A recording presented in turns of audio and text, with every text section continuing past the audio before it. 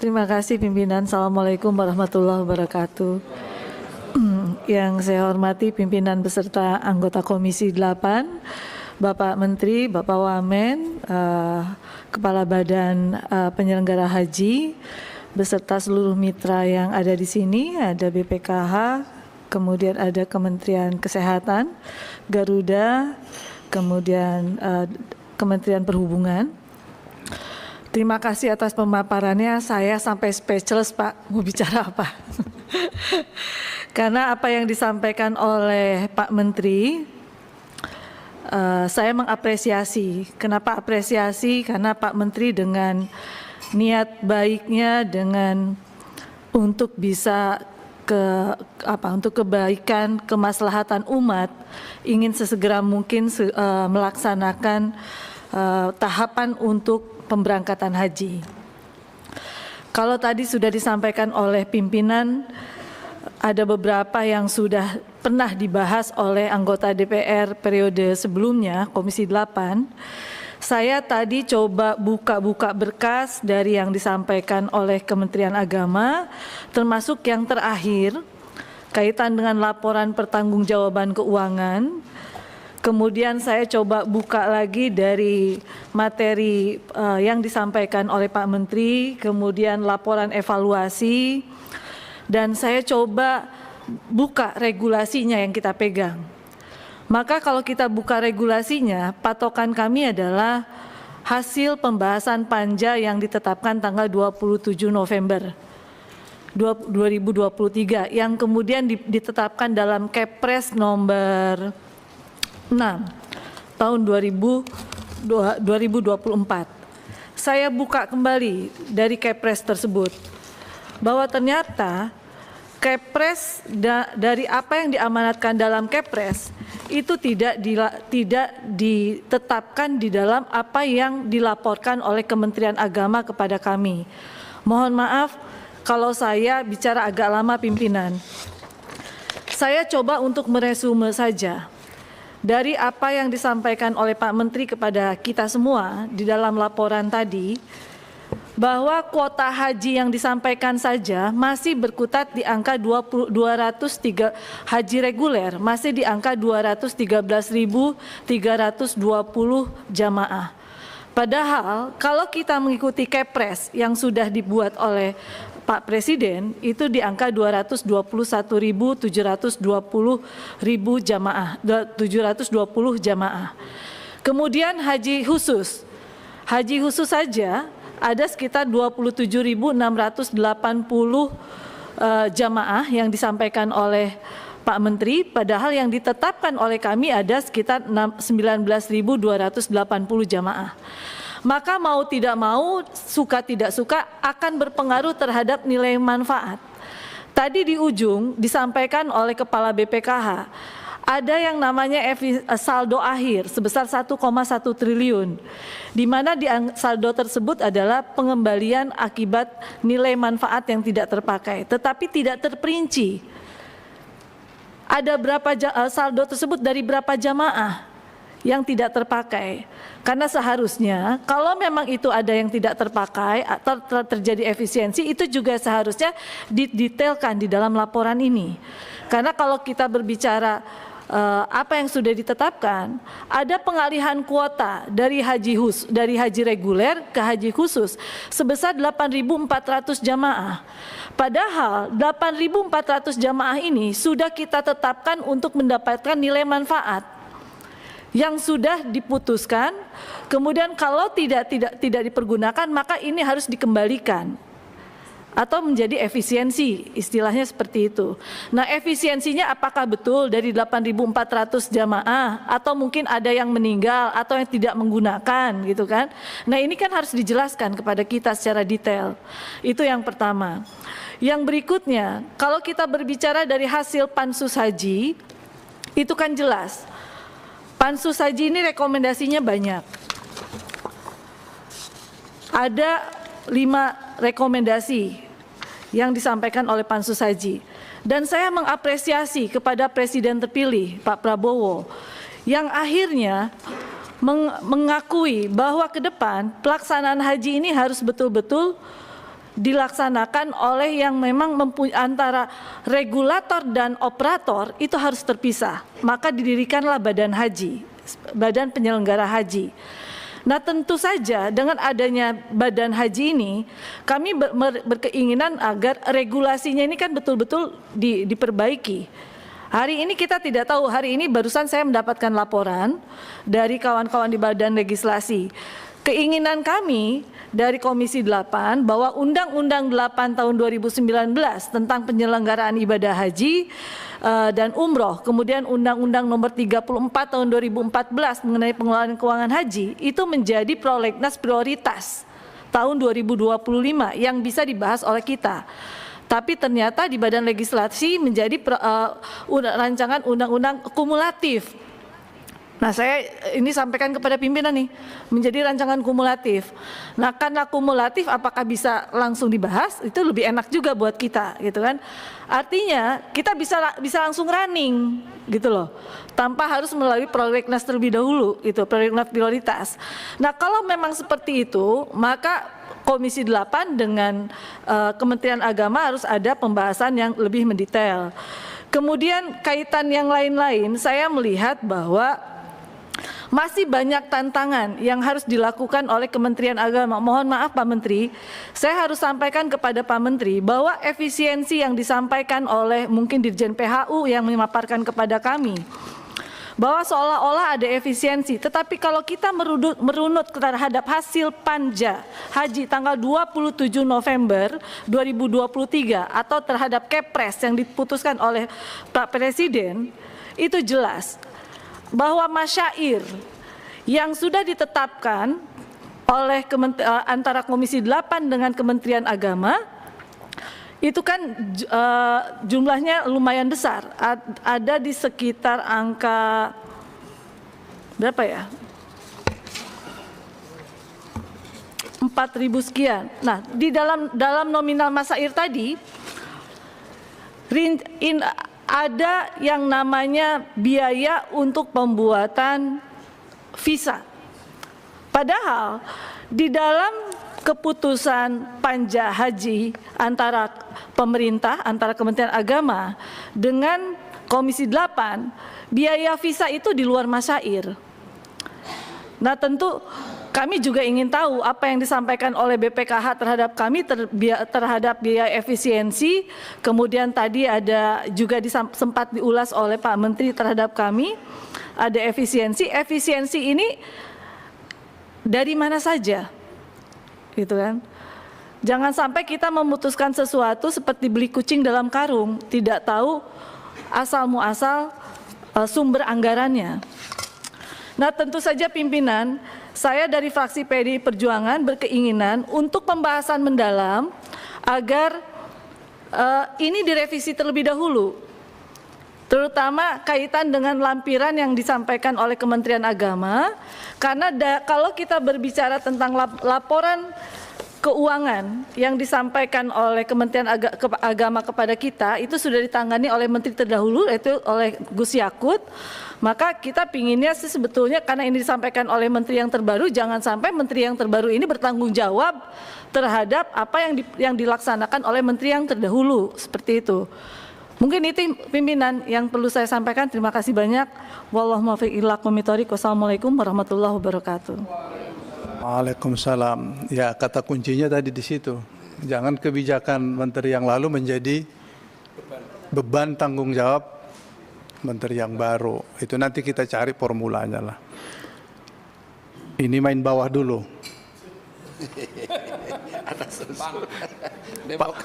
Pak Ahmad, silakan Pak Ahmad.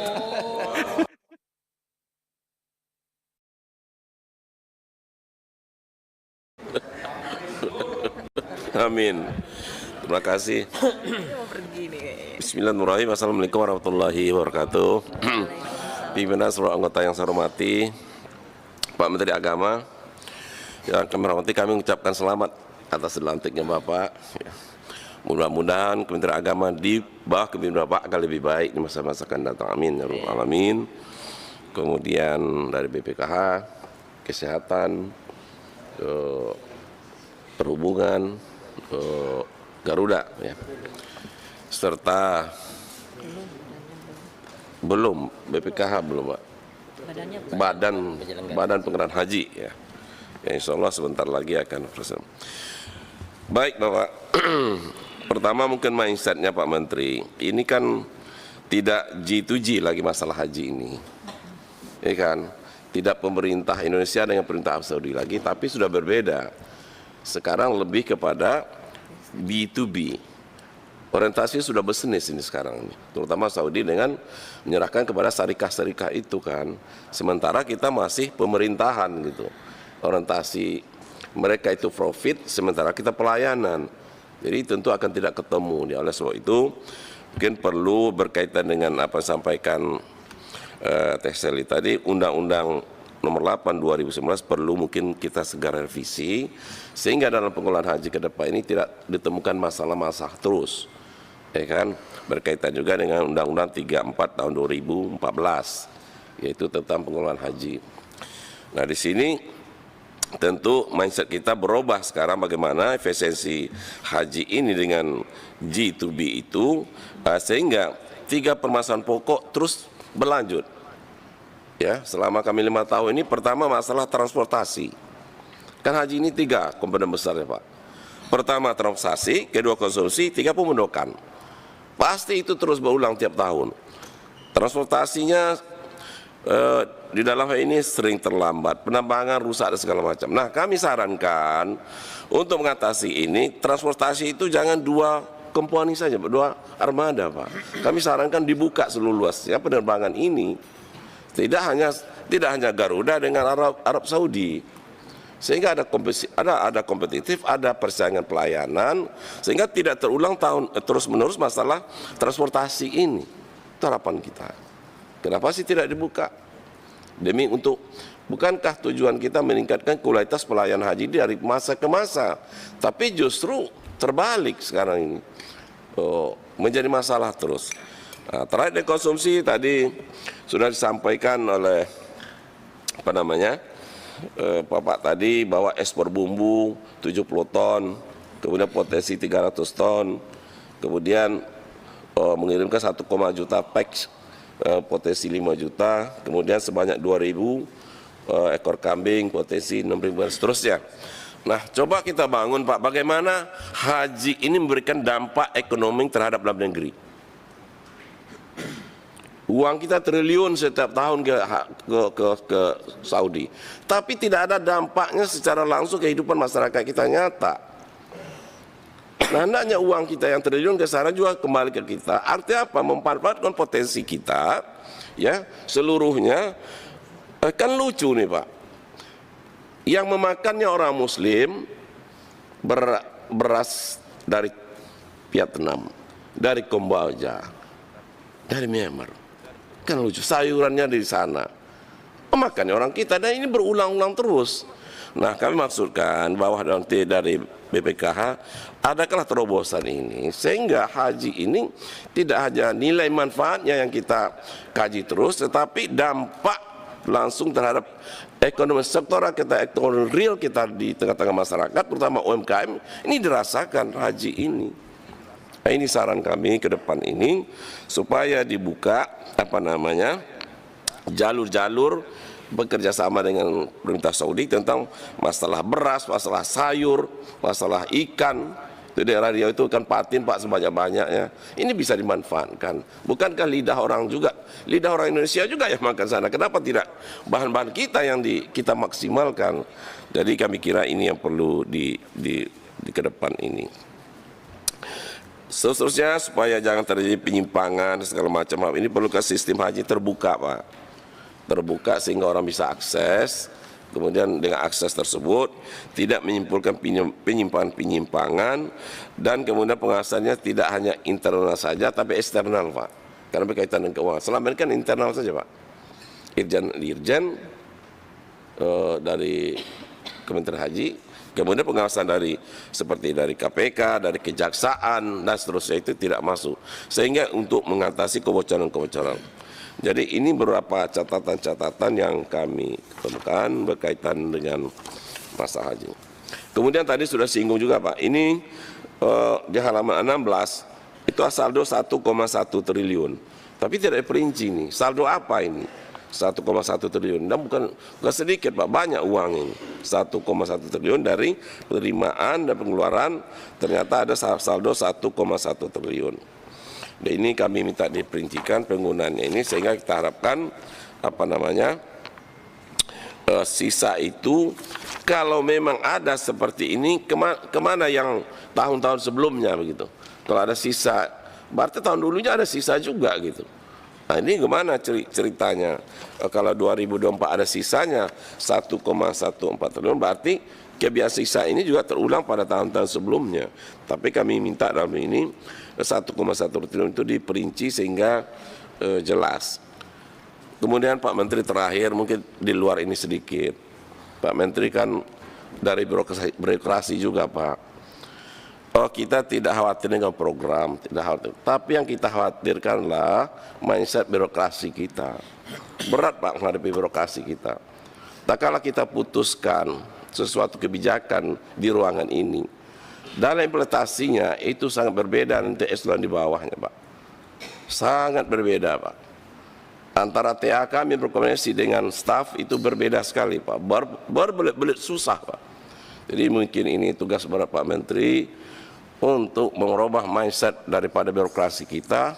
Itulah yang menyebabkan beberapa program-program kita gagal Pak. Jadi oleh sebab itu mungkin karena Bapak baru, kami harapkan birokrasi kita ini mindsetnya dirubah, sikap mentalnya dirubah, sehingga seluruh berkaitan dengan kegiatan haji ini, tidak haji ini seluruhnya. Sebagai contoh kami kemarin Pak, 8 bulan PLT Kementerian Agama, Kanwilnya, 8 bulan Pak. Sehingga yang kuahnya sudah pensiun, ya eselon 2, 3, 4 yang pensiun tidak bisa diganti. Karena apa? Karena anunya SK-nya kan masih Kanwil. Tahu-tahu laksanakan oleh PLT. Nah ini kami kira perlu ditertibkan karena kinerja birokrasi ini sangat menentukan prestasi dari kementerian sendiri. Mungkin ini saya kira di luar ini kami mohon betul birokrasi pemerintahan kita sangat berat. Ya sangat berat, dan kami pun dulu pernah di birokrasi lebih kurang 40 tahun. Jadi ini tantangan kita ke depan Pak, birokrasi kita. Sementara Pak Menteri larinya 120 per jam, sedangkan mungkin staf hanya 60-70. Nah ini. Kami kira demikian Ketua, terima kasih. Wassalamualaikum warahmatullahi wabarakatuh. Baik, terima kasih. Jin, pimpinan. Apa? Ini mau kita bagi dulu atas bawah, tengah-tengah. Oh iya dah, oke. Atau merasa tengah?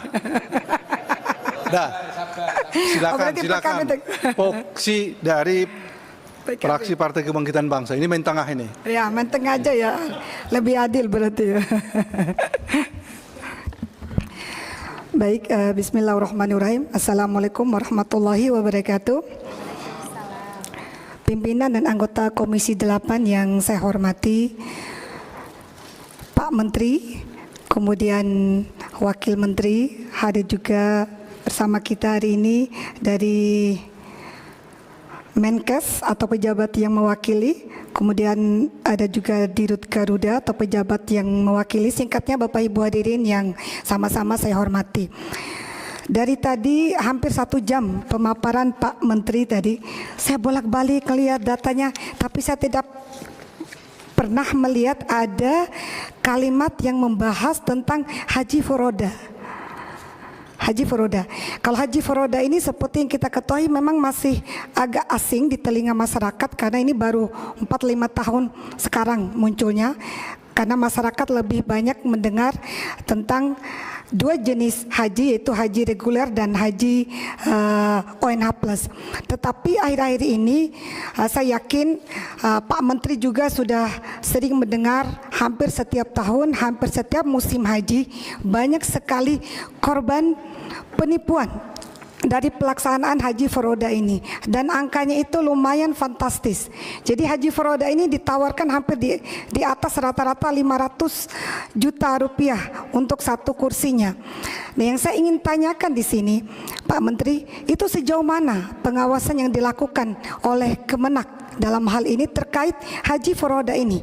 Karena jangan sampai setiap tahun banyak sekali masyarakat kita yang menjadi korban penipuan, dan itu tidak sedikit. Satu orang itu bisa ratusan juta, Pak Menteri. Dan ini saya berharap ke depan pun dari Kemenak betul-betul melakukan pengawasan yang ketat terhadap pelaksana haji dan umroh dalam hal ini. Karena banyak sekali travel haji dan umroh itu yang tersebar di seluruh Indonesia ini dan menawarkan program-program haji forodha yang tidak ada masa antrinya, langsung berangkat pada tahun yang berjalan, tapi ujung-ujungnya melakukan penipuan terhadap masyarakat. Oleh karena itu saya minta ke depannya Pak Menteri untuk betul-betul menekankan kepada jajarannya agar betul-betul melakukan pengawasan ketat terhadap pelaksanaan haji forodha ini, karena ini penting, jangan sampai tahun-tahun berikutnya itu kejadian lagi. Kemudian masih ada satu urusannya pertanggungjawaban pelaksanaan haji ya. Lanjut ini Pak. Kemudian poin yang berikutnya tadi baru prolog Pak Ketua. Jadi melalui momentum laporan pertanggungjawaban keuangan operasional pelaksanaan ibadah haji ini, tentu kita tidak bisa memisahkan dengan apa yang telah dilakukan oleh lembaga DPR, lebih khusus Komisi 8 periode sebelumnya. Jadi sebagai bagian dari pelaksanaan fungsi pengawasan dan evaluasi DPR atas pelaksanaan seluruh rangkaian kegiatan pelaksanaan ibadah haji tahun 2024 kemarin. Setidaknya Pak Menteri ada berapa poin rekomendasi Pansus kemarin Pak Menteri, diantaranya adalah tentang penambahan kuota haji yang mestinya untuk haji reguler, tetapi sebagian diberikan kepada haji khusus. Karena itu saya ingin mendapatkan jawaban Pak Menteri atau Dirjen untuk tahun 2025 ini, kuota tambahan kemarin yang dialihkan yang sejumlah 8.400 itu sudah dikembalikan belum ke haji reguler? Itu demikian pertanyaan saya pimpinan. Makasih. Demikian. Assalamualaikum warahmatullahi wabarakatuh. Waalaikumsalam. Udah hangus, gimana cara ngembalikannya? Ya, mudah-mudahan nanti kembali. Ini kita lanjut, tapi fokus ya, fokus mengenai penyelenggaraan ibadah haji 2024 yang akan kita putuskan sebagai batas pelaksanaan haji. Jadi nanti akan ada pada akhirnya kita putuskan ada efisiensi. Ini batas pelaksanaan ibadah haji, kita akan memulai lagi itu. Jadi fokusnya di situ. Saran-saran nanti, saran-saran mau berapa kilo, mau berapa bungkus, ini nantilah. Ini di sini dulu. Ini masih main tengah kita ini. Poksi Golkar. Oh, atas ini. Siapa? Oh iya, silakan. Baik, terima kasih banyak pimpinan yang kami hormati bersama dengan anggota Komisi 8 yang kami hormati. Saya Atalia Praratia dari fraksi Partai Golkar, Dapil Jabar 1 Kota Bandung dan Cimahi. Juga Pak Menteri bersama seluruh jajaran yang saya hormati juga yang mewakili Kemenkes, Kemenhub, kemudian juga Kepala Badan dan juga Direktur yang mewakili Direktur PT Garuda dan juga Bapak Ibu semuanya. Saya tadi agak terkejut karena ini sebenarnya harus fokus pada 2024, tapi izin menyampaikan beberapa hal yang mungkin berkaitan juga. Ketika pimpinan menyampaikan bahwa akan ada rapat pada hari ini, maka saya langsung ke Dapil dan saya berkumpul dengan Kemenag Kanwil Jawa Barat bersama dengan Kepala Kemenag dari Kota Cimahi dan juga Kota Bandung, dan beberapa hal sebetulnya tadi banyak sekali yang mereka berikan masukan yang terkait dengan penyelenggaraan haji yang mudah-mudahan bisa dilakukan dengan lebih baik di tahun berikutnya begitu. Tapi diantaranya adalah kekhawatiran kami karena Jawa Barat ini adalah jamaah haji paling banyak ya begitu, kuotanya pada tahun ini itu mencapai 38.000 begitu. Dan 38.000 ini juga mendapat tambahan kuota 1.478. Nah, dari sekian banyak itu ternyata 1.935 itu lansia. Kemudian juga banyak yang sakit dan kemudian ada 69 orang yang meninggal dari 461 begitu. Nah, ada beberapa yang menjadi harapan begitu dari teman-teman di wilayah, di antaranya adalah karena tadi juga dari kementerian disampaikan, dari Kemenkes, mohon maaf, disampaikan bahwa ternyata jemaah haji yang memiliki penyakit itu ada 72%. Artinya kita ini 2/3-nya itu punya penyakit begitu. Dari mulai dislipidemia begitu, kemudian hipertensi, diabetes mellitus, kardiomegali, hipertensi heart disease, jantung koroner dan turunannya, asma paru dan lain-lain. Nah, ini sangat mengkhawatirkan, termasuk kalau dari data nasional tadi disampaikan juga ternyata jemaah haji yang lansia itu 37%. Nah, apakah memungkinkan apabila di masa yang akan datang itu ada pemisahan? Khususnya begini, harapan mereka ini adalah mungkinkah mereka-mereka yang sudah jelas penyakitnya dan mereka membutuhkan pendampingan khusus, perawatan khusus begitu, atau lansia yang mungkin sudah tidak mampu melakukan kemandiriannya begitu, mereka ini bisa datang yang paling lambat begitu, atau pulang lebih cepat sehingga mereka fokus pada rukun haji saja begitu. Nah, ini mungkin bisa menjadi masukan karena bagi mereka ini akan sangat sulit begitu.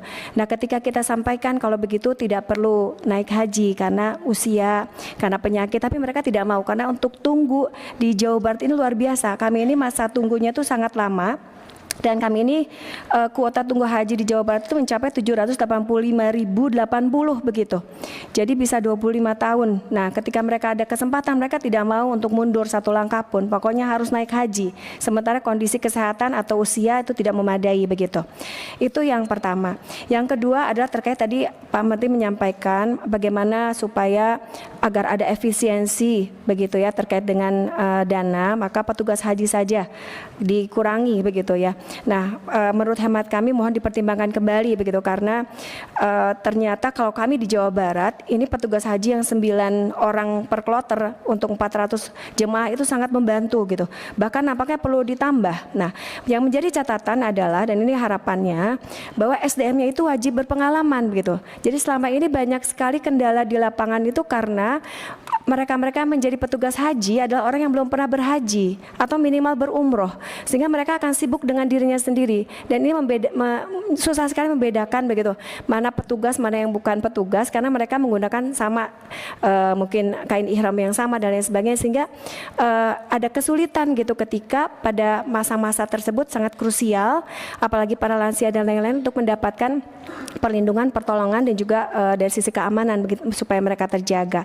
Nah, itu saja mungkin. Dan paling terakhir adalah mungkin kaitannya dengan komunikasi. Beberapa di lapangan menyampaikan kepada kami bahwa komunikasi di lapangan itu sangat sulit sekali.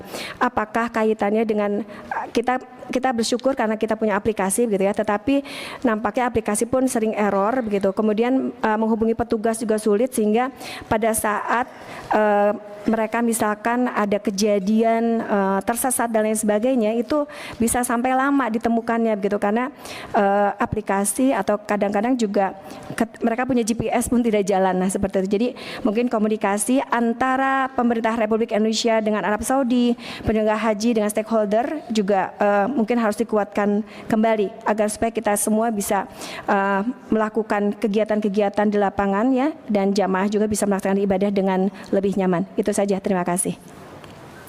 Baik, terima kasih. Kita ke bawah lagi nih. Poksi Partai Amanat Nasional, persilakan. Baik, terima kasih pimpinan, Pak Menteri, Kepala Badan, seluruh mitra kerja yang berhadir pada kesempatan sore hari ini. Yang pertama, izinkan saya selaku Kapoksipan menyampaikan selamat kepada Pak Menteri atas dilantiknya sebagai salah satu Menteri Pembantu Presiden di Kabinet Merah Putih beserta Kepala Badan yang juga hari ini mendapatkan kepercayaan dari Bapak Presiden. Mungkin di ruangan ini pimpinan saya satu di antara yang sedikit belum memiliki gelar haji Pak Menteri. Maka itulah salah satu alasan saya kenapa saya menjadikan Komisi 8 sebagai pilihan pertama saya Pak Menteri, agar mudah-mudahan diberikan umur panjang, sehat-sehat, bisa menjadi bagian daripada calon jemaah haji akan datang gitu, mudah-mudahan. Pak Menteri yang kami cintai, ya, bahwa sepanjang yang kami pahami, ya, meskipun kami ini belum haji Pak, makanya laporan pandangan mata ini belum bisa kami laporkan secara langsung karena kami belum punya pengalaman berhaji Pak. Tetapi paling tidak kami bisa membuat satu kesimpulan sederhana Pak, berdasarkan laporan tadi yang sudah Bapak bacakan. Kalau bicara tentang aturan Pak, di sini tempatnya aturan. Pak pimpinan, ya, rekan-rekan tadi, Pak Ahmad, Bu Seli, semuanya bicara tentang bagaimana payung hukum, ya, landasan-landasan hukum pelaksanaan ibadah haji. Tadi ada indeks kepuasan jamaah haji, tapi tidak dituangkan indeks perasaan jamaah haji yang tidak mendapatkan fasilitas layanan terkait dengan hak yang sudah seharusnya didapatkan oleh jamaah haji yang berangkat setiap tahun Pak. Calon jamaah haji yang memenuhi syarat Pak, tentunya mestinya, ya, tanpa lagi ada embel-embel yang lain Pak, harusnya betul-betul bisa mendapatkan fasilitas layanan yang terbaik dari pemerintah Pak, sesuai dengan ketentuan yang diatur dalam regulasi pemerintah itu sendiri. Kita rapat, ya, panja, pansus dan lain sebagainya ini Pak, kan tujuannya satu, agar supaya masyarakat ini dalam melaksanakan pelaksanaan ibadah haji, ya, khususnya yang perorangan ini Pak, ini betul-betul bisa mendapatkan kesan yang baik. Karena pelaksanaan haji ini Pak, kita tahu sendiri ngantrinya cukup panjang Pak Menteri, ya. Kemarin Pak pimpinan kasih bocoran ke kita, bahkan di Malaysia ada yang kurang lebih 70 tahun menunggu, luar biasa. Di Indonesia sendiri sudah 28 tahun Pak. Bayangkan kalau saya misalnya mendaftarkan haji sekarang Pak, usia saya 45 Pak Menteri, berarti mungkin saya harus menunggu kurang lebih 30 tahun, artinya mungkin di usia 75 tahun baru bisa melaksanakan haji. Nah, yang kami underline Pak, artinya apa? Bahwa kita berharap siapapun warga masyarakat Indonesia hari ini yang alhamdulillah, ya, masuk dalam daftar calon jemaah haji yang berangkat insya Allah di 2025 Pak, tidak lagi kita hadapkan dengan hal-hal yang kemudian menjadi catatan-catatan penting gitu loh, terkait dengan pelayanan yang dianggap tidak maksimal, mulai dari persiapan, pelaksanaan sampai pasca pelaksanaan ibadah itu sendiri. Kita tentu khususnya dari fraksi PAN Pak, berharap seluruh jamaah haji, ya, yang melaksanakan ibadah haji ini kembali dengan sukacita, kembali dengan rasa gembira, ya, kembali dengan bahagia, sehingga meskipun pelaksanaan haji yang mereka lakukan, ya, sebut saja mungkin kalau bisa kita asumsikan satu kali seumur hidup Pak, itu betul-betul tidak bisa kita lupakan.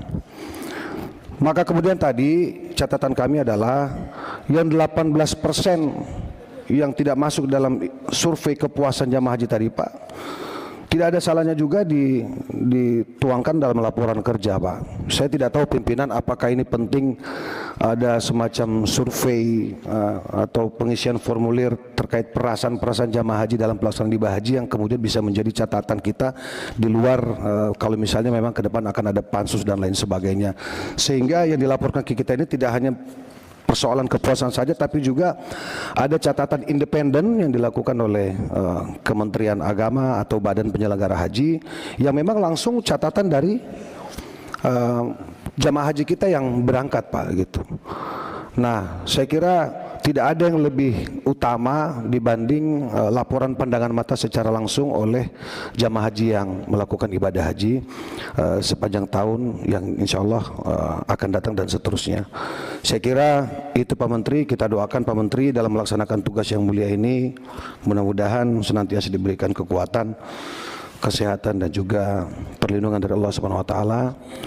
Tentu juga kita berharap dengan terjadinya pembelahan kewenangan, barangkali kalau boleh saya sebutkan seperti itu, ya, di mana haji akan dilaksanakan oleh Badan Haji, kita berharap kualitas pelaksanaan ibadahnya juga lebih optimal, lebih akurat, ya, secara angka-angka, dan juga insya Allah bisa melaksanakan haji yang menghasilkan haji yang mabrur bagi seluruh warga masyarakat Indonesia. Saya kira itu saja. Pimpinan, terima kasih banyak. Mohon maaf atas segala kekurangan.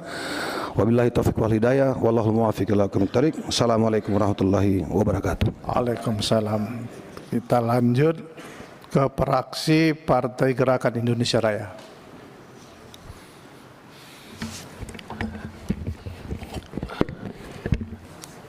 Bismillahirrahmanirrahim. Assalamualaikum warahmatullahi wabarakatuh. Yang saya hormati pimpinan Komisi 8, teman-teman Komisi 8. Yang saya hormati Bapak Menteri Agama, Wakil Menteri Agama. Yang saya hormati Kepala Badan Penyelenggara Haji, Wakil Kepala Badan Penyelenggara Haji, staf ahli dari Kementerian Kesehatan. Yang saya hormati Kepala Badan BPKH dan seluruh jajarannya. Selamat Pak, sudah jadi dokter Bapak. Yang saya hormati dari Dirjen Perhubungan Pak ya, Udara. Yang saya hormati yang mewakili Direktur, ini Direktur Niaga Garuda Indonesia. Pertama dan terutama sekali Pak Menteri, saya memberikan apresiasi untuk Pak Menteri pidatonya 1 jam lebih. Mungkin baru pulang dari Lembah Tidar ini ya. Makanya wajah pada seger-seger semua nih.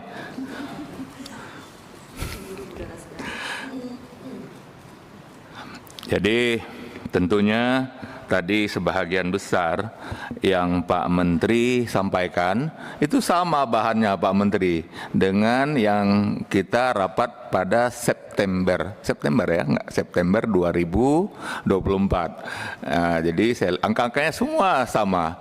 Memang sedikit saya lihat ada penambahan dari Pak Menteri. Misalnya salah satunya agar pemilihan tenda ya, ini halaman 20 haji dapat berjalan sesuai rencana. Tentunya mungkin diperlukan pendanaan yang lebih awal. Ya, tentunya kita sangat setuju sekali karena selama ini Pak Menteri Agama selalu kerjanya injury time. Ya, makanya kenapa pada yang lalu ya kita putuskan US dollarnya 15.600, tapi dibeli di akhir sampai 16.200.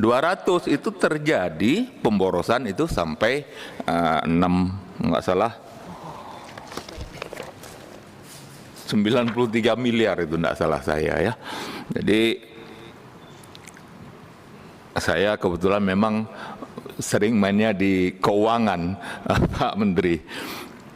Kemudian ini sedikit evaluasi untuk Garuda. Mohon maaf ini Pak Ade. 2023 saya angkat salut Pak sama Garuda. Luar biasa tuh Pak. Ya, angkat salut. Tapi 2024 ya, direktur utamanya waktu itu bercerita begini Pak Ketua. Masih ada berita apa medianya. Kita gunakan 14 pesawat berbadan lebar. Apa istilahnya? Wide body apa itu ya? Kita pakai Boeing 77 IR 300. Kita pakai Airbus 330-300. Mohon maaf nih Pak ya. Mungkin itu ceritanya di Februari. Mungkin yang Bapak benar gunakan di kampung saya ya Pak, di Aceh Pak. Bapak gunakan B77-300, mungkin ya Pak ya. Tapi waktu sampai kampung kedua saya di Sumatera Utara Pak, kok pakainya 77-200 Pak. Ada lagi 747 Pak. Pak Ade, setahu saya 747 400 itu sekarang digunakan itu macam FedEx itu apa itu? Bukan ngangkut orang lagi Pak. Ngangkut dokumen, kargo, sudah dipensiunkan Garuda, ya kan? Kok tiba-tiba ada gitu Pak? Jadi ini ya kan 340, 300. Jadi saya lihat ini yang betul cuma A330, 300 yang di Solo aja Pak. Tapi tingkat apa namanya, tingkat delay-nya kenapa di sana tinggi sekali Pak? Jadi Bapak Garuda yang terhormat, Ya, kalau memang kita harus melakukan pembayaran di awal, itu sebelah Bapak kan BPKH itu ya. Nah, jadi nggak ada alasan Pak, nggak ada alasan. Kita kan rapat ini kan terbuka kan dengan Komisi 8, memang harus dilaksanakan bayar depan ya. Bayar depan aja. Kenapa? Pertama, kita bisa menghemat devisa kita. Ya, kalau kita tentukan panja misalnya 15.600, tidak lari lagi ke 16.200, Pak. Begitu juga Bapak. Nggak ada uang, Pak. Nggak ada uang di depan. Keteter Bapak cari pesawat, Pak.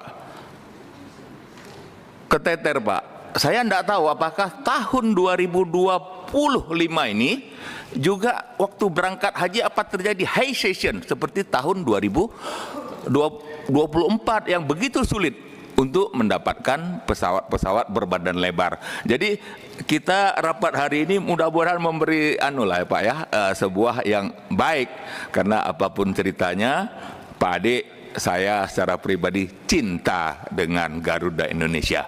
Terima kasih pimpinan. Saya akhiri, wabillahi taufik wa hidayah. Assalamualaikum warahmatullahi wabarakatuh. Waalaikumsalam. Jadi Pak Ade nggak cinta juga?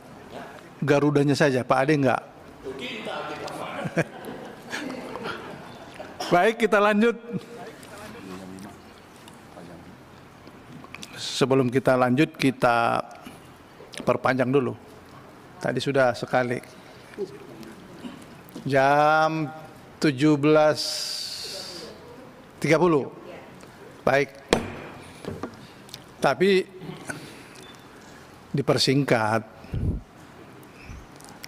Khusus mengenai pertanggungjawaban pelaksanaan. Yang saran nanti, pas pada saat panja kita bicara saran. Sekarang fokus dulu. Kami persilakan fraksi Partai Keadilan Sejahtera.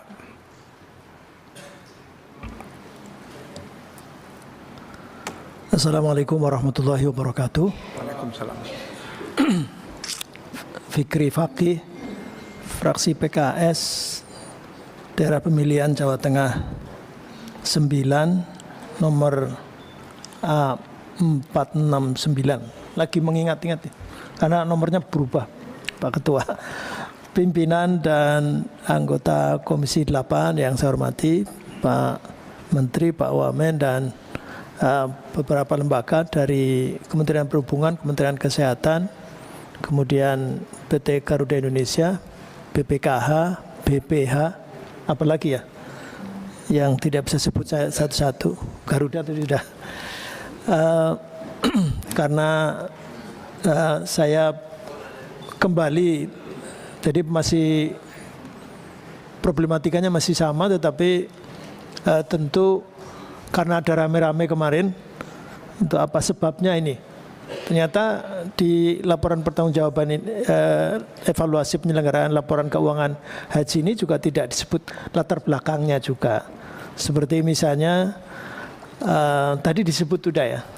Jadi 241.000 jamaah yang terdiri 213.000 jamaah reguler, dan itu 27.680.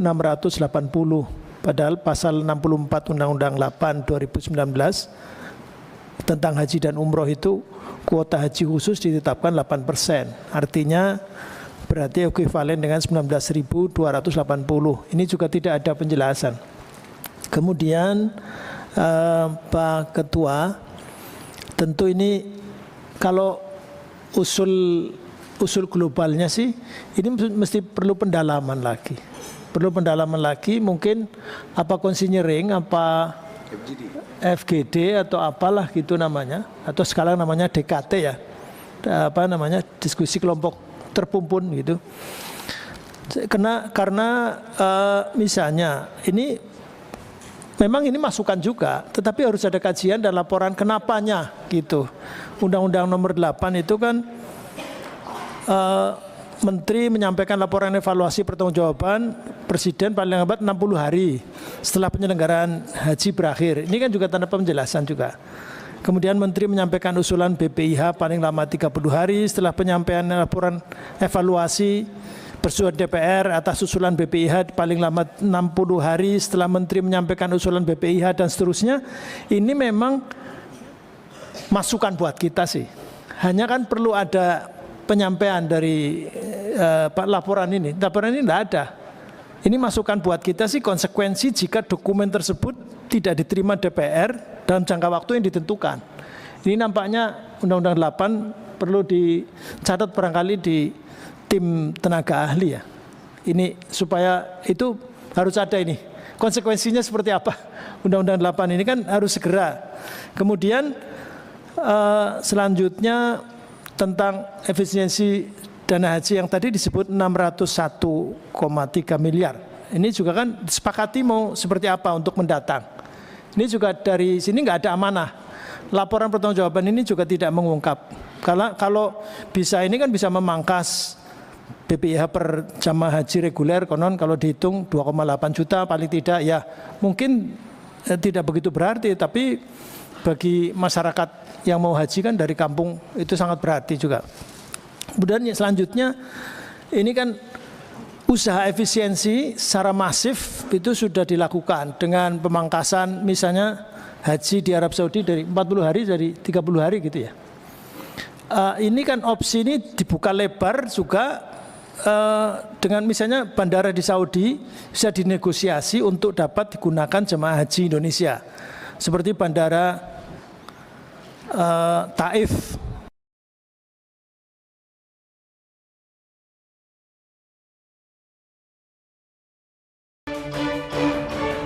Terbang internasional di sebelah timur kota Madinah. Ini di lobi secara berkelanjutan. Sekali lagi ini tidak bermaksud, karena ini tadi pesan Pak Ketua, jangan sampai ini jadi beban menteri yang baru. Ya betul, saya setuju juga. Tapi ini sunnah hasanahnya supaya ini juga diselesaikan. Kan ini timnya juga masih tetap kan. Artinya dirjen-dirjen juga masih tetap. Jangan sampai ini dibiarkan begitu saja tanpa ada evaluasi yang detail untuk kebaikan ke depan. Kemudian selanjutnya juga ini tadi sudah disampaikan, malah sudah detail on time performance dari Garuda ini kan kalau dibanding dengan Saudi Airlines itu keberangkatan rata-rata Garuda 78,5%, sementara Saudi 96,54%, misalnya begitu. Nah, ini terus selanjutnya terkait ekosistem ekonomi haji. Ada tiga potensi yang perlu dioptimalkan, misalnya daging dam, ekspor bumbu Nusantara dan sebagainya. Ini tadi sih disinggung sedikit-sedikit.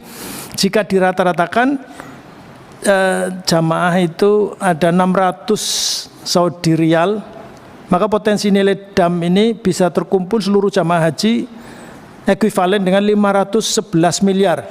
Ini sangat besar, dan jika memang ini ada kendala dengan Kementerian Pertanian Saudi misalnya, maka berarti Kementerian Pertanian RI harus dilibatkan. Ini kan kajiannya begitu, jadi nanti ini masukannya buat begitu. Jadi kalau misalnya ini tidak detail, nampaknya sekali lagi kalau secara umum sih nampaknya perlu ada konseling atau DKT atau apa. Terus BPKH ini juga rasio likuiditas wajib per hari ini 1,91 kali biaya penyelenggaraan ibadah haji PIH. Angka ini di bawah standar likuiditas wajib senilai 2 kali. Padahal tahun 2027 nanti diproyeksikan ada haji 2 kali, di awal tahun dan di akhir tahun. Ini kan juga selanjutnya tadi Pak Ketua sudah nyinggung survei, saya kira saya sepakat juga ini berarti kok puas padahal banyak yang mengeluh. Ini jangan-jangan pada masanya ya, pada masa bahagia sehingga semua puas gitu atau apa gitu. Terakhir Pak Ketua, bahwa nampaknya ini badan sudah terbentuk tetapi payungnya memang belum ada. Saya kira ini sangat mendesak. Ini mungkin di luar ya mungkin, tapi saya kira terkait karena ini akan segera kita akan pasrahkan, diamanahkan, tidak hanya besiking berupa kepres apa perpres bahwa sudah ada badan penyelenggara haji saja, Tapi juga tidak menyebut U-nya nggak ada. Padahal kalau dirjennya kan PHU ya, PHU. Nah ini apa implisit atau bagaimana? Kalau nomenklatur kan harus jelas. Nah ini nampaknya tapi kerja ada timeline ini. Sampai kapan? Matur nuwun. Assalamualaikum warahmatullahi wabarakatuh. Waalaikumsalam. Terima kasih. Kita lanjut dulu ke fraksi Partai Nasional Demokrat. Tak lama ini. Assalamualaikum warahmatullahi wabarakatuh. Terima kasih pimpinan dan anggota yang saya hormati, tamu undangan yang hadir. Selamat Pak Menteri. Semoga menjadi lebih baik kedepannya bermitra dengan kita dan penuh dengan transparansi. Tuh, jadi karena terakhir jadi semua diborong sama teman-teman sebenarnya. Intinya hampir senada. Kalau kita melihat dan juga mendengarkan apa tadi disampaikan oleh Pak Menteri, ini juga banyak angka-angka yang kita belum jelas di situ. Contoh pada halaman 17, di sini ada saldo akhir 1T sekian. Kemudian di halaman 18 ada 601 miliar. Nah ini kan juga kita nggak tahu nih datangnya angka ini dari mana, rinciannya apa gitu kan. Terus saran juga mungkin stafnya Pak Menteri tolong dikoreksi dulu sebelum disampaikan Pak Menteri untuk dibacakan. Karena ini ada beberapa banyak yang berbeda. Saya nggak tahu mana yang benar dari slide ataukah narasinya. Jadi intinya dari Nasdem setuju untuk FGD sehingga membuka dan transparansi semuanya. Terima kasih.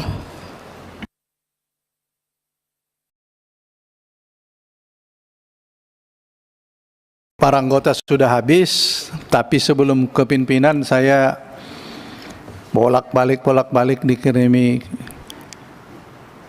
Kiai Maman Imanul Haq. Kalau enggak saya kasih nanti bahaya saya di luar. Jadi kami persilakan Pak, tapi yang lain jangan lagi ya, nanti molor. Persilakan Pak Kiai. Terima kasih Ketua dan pimpinan serta seluruh anggota Komisi 8. Assalamualaikum warahmatullahi wabarakatuh. Pertama-tama saya mengucapkan selamat Pak Menteri, Wakil Menteri, Kepala Badan, Wakil Badan, dan seluruh yang telah mengemban amanat. Yang pertama, saya justru menggarisbawahi bagian akhir dari paparan Bapak tentang Kementerian Agama yang terus diprotoli gitu. Nah, ada dua hal Pak yang selalu saya lihat. Kemampuan manajemen Kementerian Agama itu tidak mau atau tidak mampu sehingga terus diprotoli. Itu pertanyaan yang sering diulang-ulang. Maka saya ingin menggarisbawahi pidato Presiden bahwa pejabat harus berani. Maka saya minta Pak Menteri dan apalagi sahabat saya, orang tua saya Pak Romo Syafi'i harus berani ganti staf Bapak di tingkatan eselon yang akan mengganggu Kementerian Agama. Saya minta itu Pak. Yang kedua, penyelenggaraan haji ini atau segregasi penyelenggaraan haji ini sesuai dengan rekom KPK.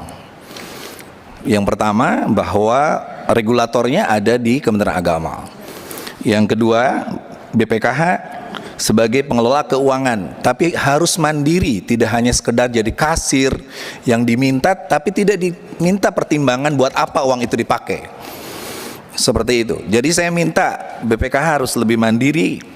Dan yang ketiga baru operator, yaitu Badan Haji, Gus Irfan, sahabat saya Pak Bang Dalhil.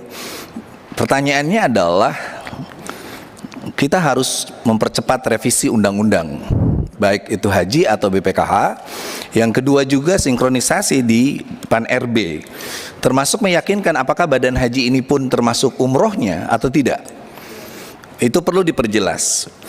Yang ketiga, mohon Pak Menteri, dua titik penting itu adalah jangan sekali-kali tidak berkomunikasi dengan DPR, dengan Komisi 8. Komunikasinya harus lancar.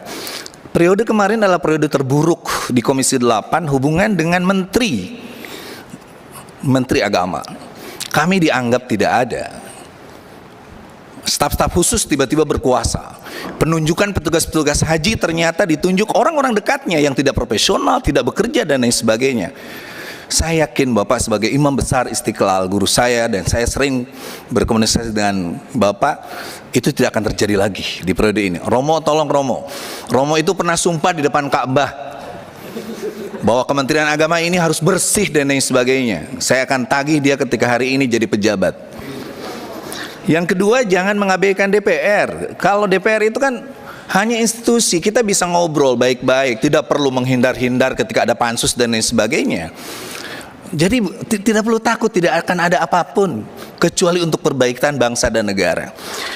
Yang terakhir, saya ingin yang fatwa MUI itu dipercepat, Pak Menteri Agama. Dalam tahapan kita itu kan ada fikih yang kita boleh berbeda, tetapi ada fatwa, public opinion yang tidak juga mewajibkan kita bisa.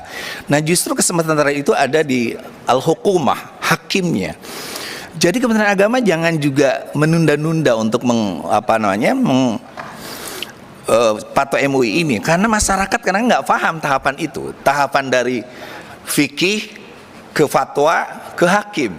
Hari ini Bapak hakimnya, dan masyarakat harus tunduk bahwa pengelolaan dana maslahat ini atau penggunaan dana jamaah haji yang belum berangkat untuk yang berangkat sekarang itu adalah sesuatu yang diperbolehkan oleh agama. Seperti itu. Saya setuju soal fasilitasi tanajul dan lain sebagainya.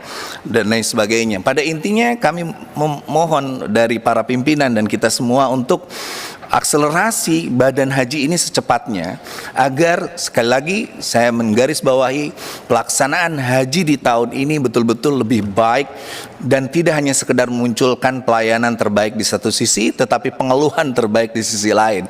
Kita ingin pelayanan terbaik itu adalah hasil dari kerja keras Kementerian Agama dan juga dukungan dari DPR RI, terutama Komisi 8. Terima kasih. Wallahul muwaffiq ila thoriq. Assalamualaikum warahmatullahi wabarakatuh. Tiba saatnya dari meja pimpinan. Saya tidak tahu ini dari mana dimulai. Pak Wahid dulu. Oh, Pak Wahid penutup dulu katanya. Pak Singgi, silakan Pak Singgi. Pak Abi. Monggo. Atau kita tutup. Ya, silakan Pak Abidin. Siapa saya? Ayo silakan. Pak Ansori sudah siap. Ya, silakan Pak Ansori. Baik, saya sedikit aja atau satu aja gitu. Ansori Siregar 438 Sumut 3. Hormat saya kepada kita semuanya, biar cepat tanpa saya sebut satu persatu. Dulu ada masalah-masalah TKW di Arab Saudi, di Timur Tengah khususnya lah gitu ya. Penanganan itu amburadul. Banyak yang disetrika, banyak yang disiksa, banyak yang diapa, sehingga penanganan tenaga kerja itu amburadul. Akhirnya dibuatlah BNP2 TKI, yang selanjutnya BP2MI, dibuat badan. Alhamdulillah penanganannya lebih bagus, lebih baik. Dulu ada bencana di mana-mana. Penanganan bencana yang dipegang oleh Wakil Wapres pada waktu itu bermasalah semuanya. Bencana Sinjai, bencana Bahorok, bencana menang uang dikorupsi di mana-mana. Dibuatlah satu badan BNPB, Badan Nasional Penanggulangan Bencana. Kemudian hukum kita bermasalah dulu, hukum.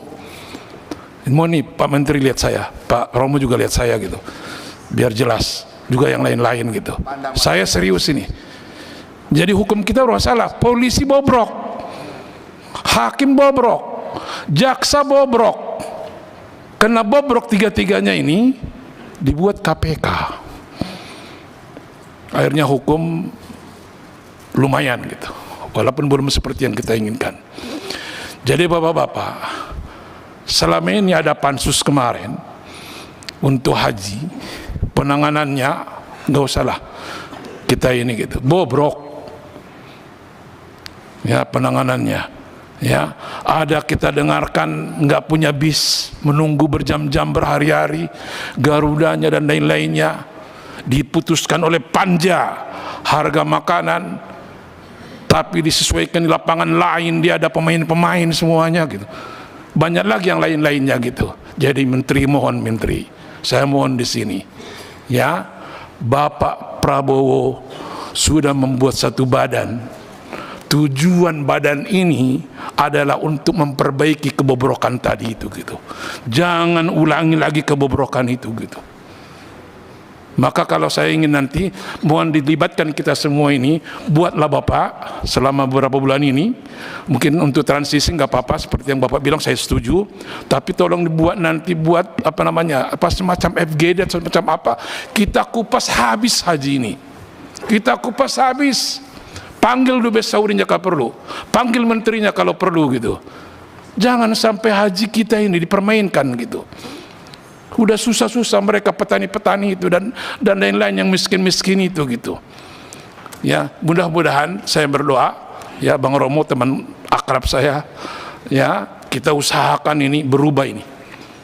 Ya berubah, jangan lagi apa namanya ada PR-PR lain. Apalagi saya dengar tadi kemarin ketemu dengan Pak Menteri 10 mata atau 20 mata kemarin, istilahnya udah ada Bapak Prabowo juga dari badan penyelenggara haji udah bilang apa namanya ada mau buat kampung haji, Haji Village, sudah ada tanahnya 100 hektar dan dari pemerintah sana sudah ini semuanya. Ini nanti kita kupas sama-sama. Mudah-mudahan haji ke depan bisa kita nggak ada lagi permasalahan seperti yang diinginkan oleh Kiai Maman tadi gitu. Itu saja pimpinan dari saya. Assalamualaikum warahmatullahi wabarakatuh. Siapa? Pak Abidin Fikri, silakan. Baik, terima kasih pimpinan. Yang kami hormati Pak Menteri, Pak Wakil Menteri, Kepala Badan Haji, Kepala Badan Pelaksana BPKH, Perhubungan, Dirut Garuda, dari Kementerian Kesehatan. Kalau dengan Pak Sundoyo sudah hampir berapa tahun kita di Komisi 9 ya. Yang disampaikan Pak Ansori itulah yang menjadi perhatian kami, dan khusus kepada Kementerian Agama. Dirjen-dirjennya kan tadi disebutkan, dirjen eselon 1-nya, sekjennya, tentu juga mengalami masa kepemimpinan yang lalu. Nah, tidak dipungkiri ada hal yang quote and quote terjadi, sudah diputuskan oleh Komisi 8 dan institusi DPR, sudah dibawa ke Pansus. Itu fakta. Jadi Komisi 8 kemudian dipansuskan, itu menjadi keputusan institusi DPR bahwa ada masalah dalam penyelenggaraan haji kita. Nah, itulah yang mestinya menjadi bahan introspeksi kita semua. Saya tidak akan mengupas semua rekomendasi dari Pansus, itu kita sudah mahfum lah, tapi niat kita akan ada perbaikan. Nah, di Kementerian Agama Pak Menteri juga harus mulai sekarang memikirkan transisi itu, transisi kepada badan haji. Nah, walaupun masa transisi tetap melakukan fungsi-fungsinya, tapi harus segera itu, sambil bersamaan paralel dengan itu kita merevisi undang-undang haji. Jadi undang-undang haji ini juga penting karena harus berlandaskan hukum. Walaupun ada diskresi dari Pak Menteri, tapi tetap harus secepatnya, apalagi di Balik itu menjadi bisa dimasukkan kepada kumulatif terbuka. Jadi harus dipercepat itu. Dan kalau katakanlah itikat kita untuk melakukan perbaikan tidak ada lagi ego sektoral, saya kira dengan pertemuan di retreat di Magelang itu hal-hal yang komunikasi ya, antar menteri segala macam bisa diselesaikan. Karena saya dapat kabar juga di sana jadi semakin kompak, semakin enak, nggak ada ini. Jadi Pak Presiden juga idenya cukup brilian untuk melakukan retreat itu agar agar di antara menteri semua itu bisa kompak dan hal-hal yang berkaitan dengan masalah-masalah teknis, kebijakan-kebijakan bisa diselesaikan. Jadi Pak Menteri Agama, Wakil Menteri, Kepala Badan itu sudah bersama-sama di situ. Paling tidak pada informal mungkin dibicarakan juga soal ini. Nah, ini ujian kita, ujian pemerintahan Pak Prabowo. Karena haji pasti akan menjadi perhatian bagi umat Islam dan bagi rakyat Indonesia. Ini starting point kita untuk menunjukkan bahwa penyelenggaraan haji tahun 2025 lebih baik dari yang kemarin. Nah, itu tergantung dari kita semua, Komisi 8, Kementerian Agama, Kepala Badan, BPKH, Dirjen Perhubungan, Kementerian Kesehatan, itulah. Nah, ini kami juga dipesankan oleh Ketua DPR, Ibu Puan Maharani, itu untuk mensukseskan ini. Saya sebagai pimpinan di sini bersama dengan teman-teman, spiritnya sudah sama. Jadi untuk urusan umat berkaitan dengan penyelenggaraan haji ini kita sungguh-sungguh. Jadi kalau Pak Ansori biasanya kalau di 9, Pak Menteri pandang mata saya, tadi belum keluar itu. Ya, menunjukkan keseriusan dari kita. Ya, jadi kalau kita ngomong pandang mata saya itu. Pak Ansori begitu kalau ininya. Oh, kalau di sini baca istighfar gitu. Jadi itu Pak Menteri, Pak Wakil Menteri ya, kita sama-sama ini merupakan langkah baik buat kita ke depan. Ya, nanti hal-hal usul dari Pak Kiai Maman kita perlu mendiskusikan secara intens bagaimana transisi ini, sambil paralel dengan itu siklus haji kan sudah berjalan ini. Betul ya? Siklus haji sudah berjalan ya, kita sambil melakukan komunikasi ya, dengan stakeholder yang berkaitan dengan penyelenggaraan haji ini.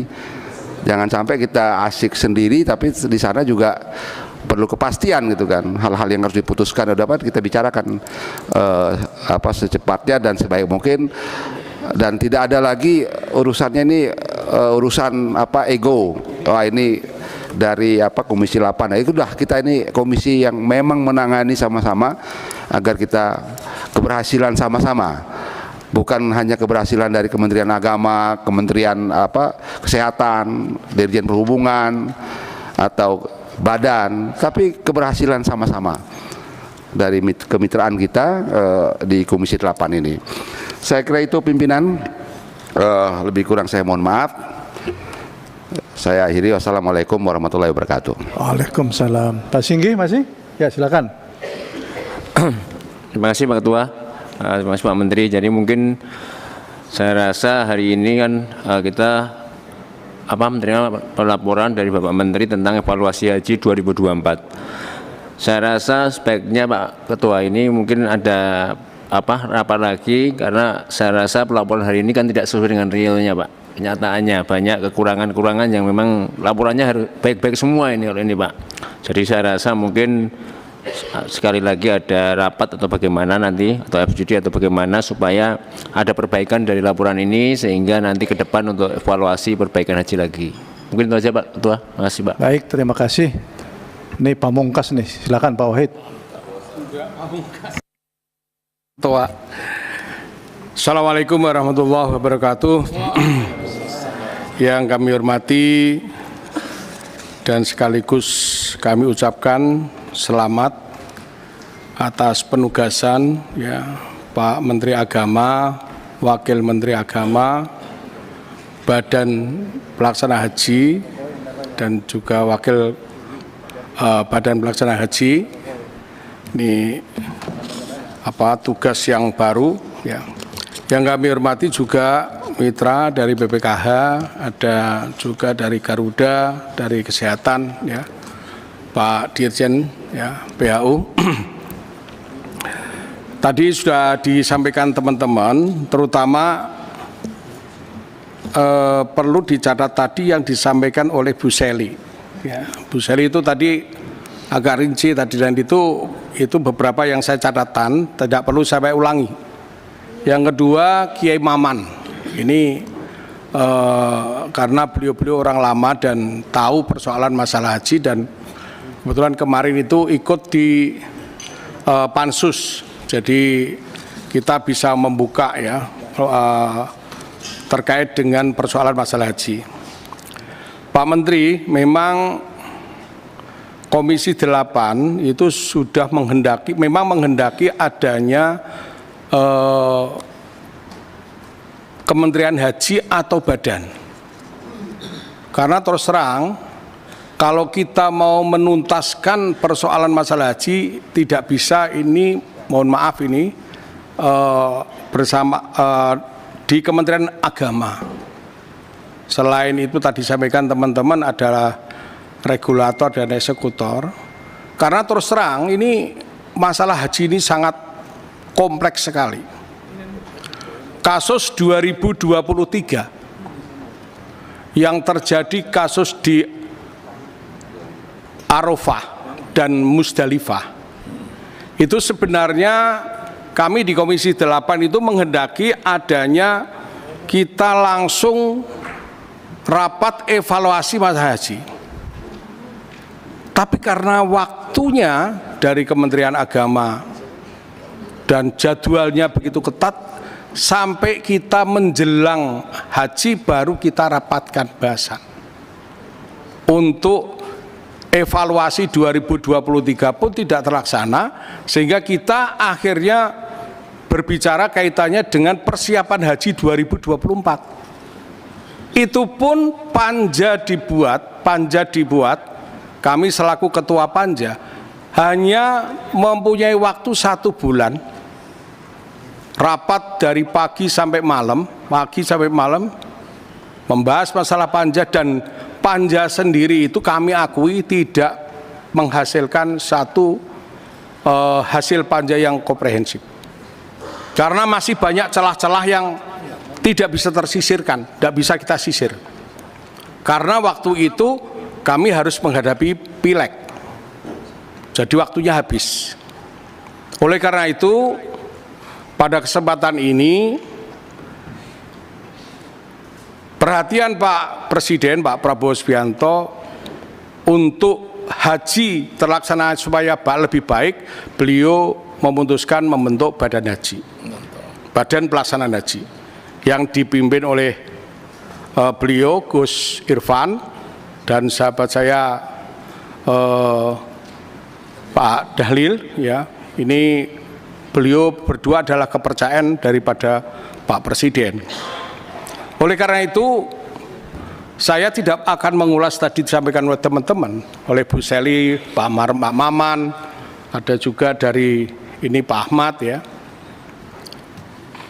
Kami berkeinginan untuk menuntaskan persoalan masalah haji itu lebih tuntas, biar cepat ya. Segera kami bentuk namanya Panja Haji.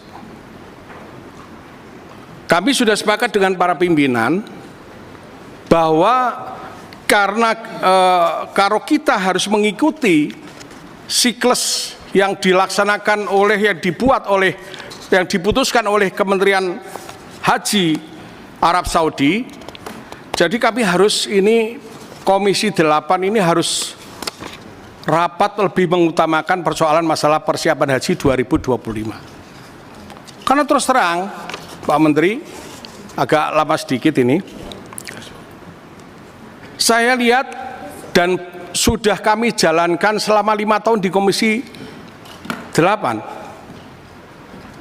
dan saya cross check dengan teman-teman Komisi 8 yang sudah 2 periode.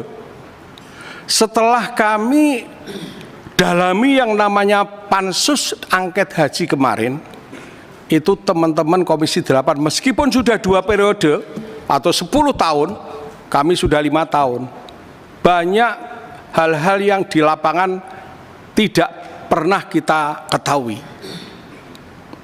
Contoh ini yang gampang saja,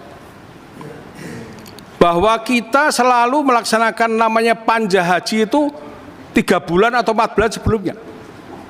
Ternyata siklus yang dilakukan tahapan oleh Kementerian Arab Saudi itu sudah jalan. Sehingga kami ini membahas panja pagi, siang, malam itu berbusa-busa. Ternyata ini mohon maaf, Kementerian Agama sudah melaksanakan kontrak-kontrak di sana. Contoh ini pelaksanaan haji 2025 yang akan datang. Ini Kementerian Haji Arab Saudi sudah melakukan pendaftaran, bahkan ini berakhir mulai pendaftaran tanggal 23 Oktober kemarin. Harus melakukan pendaftaran kaitannya dengan kontrak-kontrak. Kami sudah bicara dengan Pak Dirjen PAU, jangan lakukan, karena di Indonesia ini belum terbentuk kabinetnya, belum ada keputusan dari Presiden. Kalau kalian lakukan kontrak, saya akan obrak-abrik itu semua.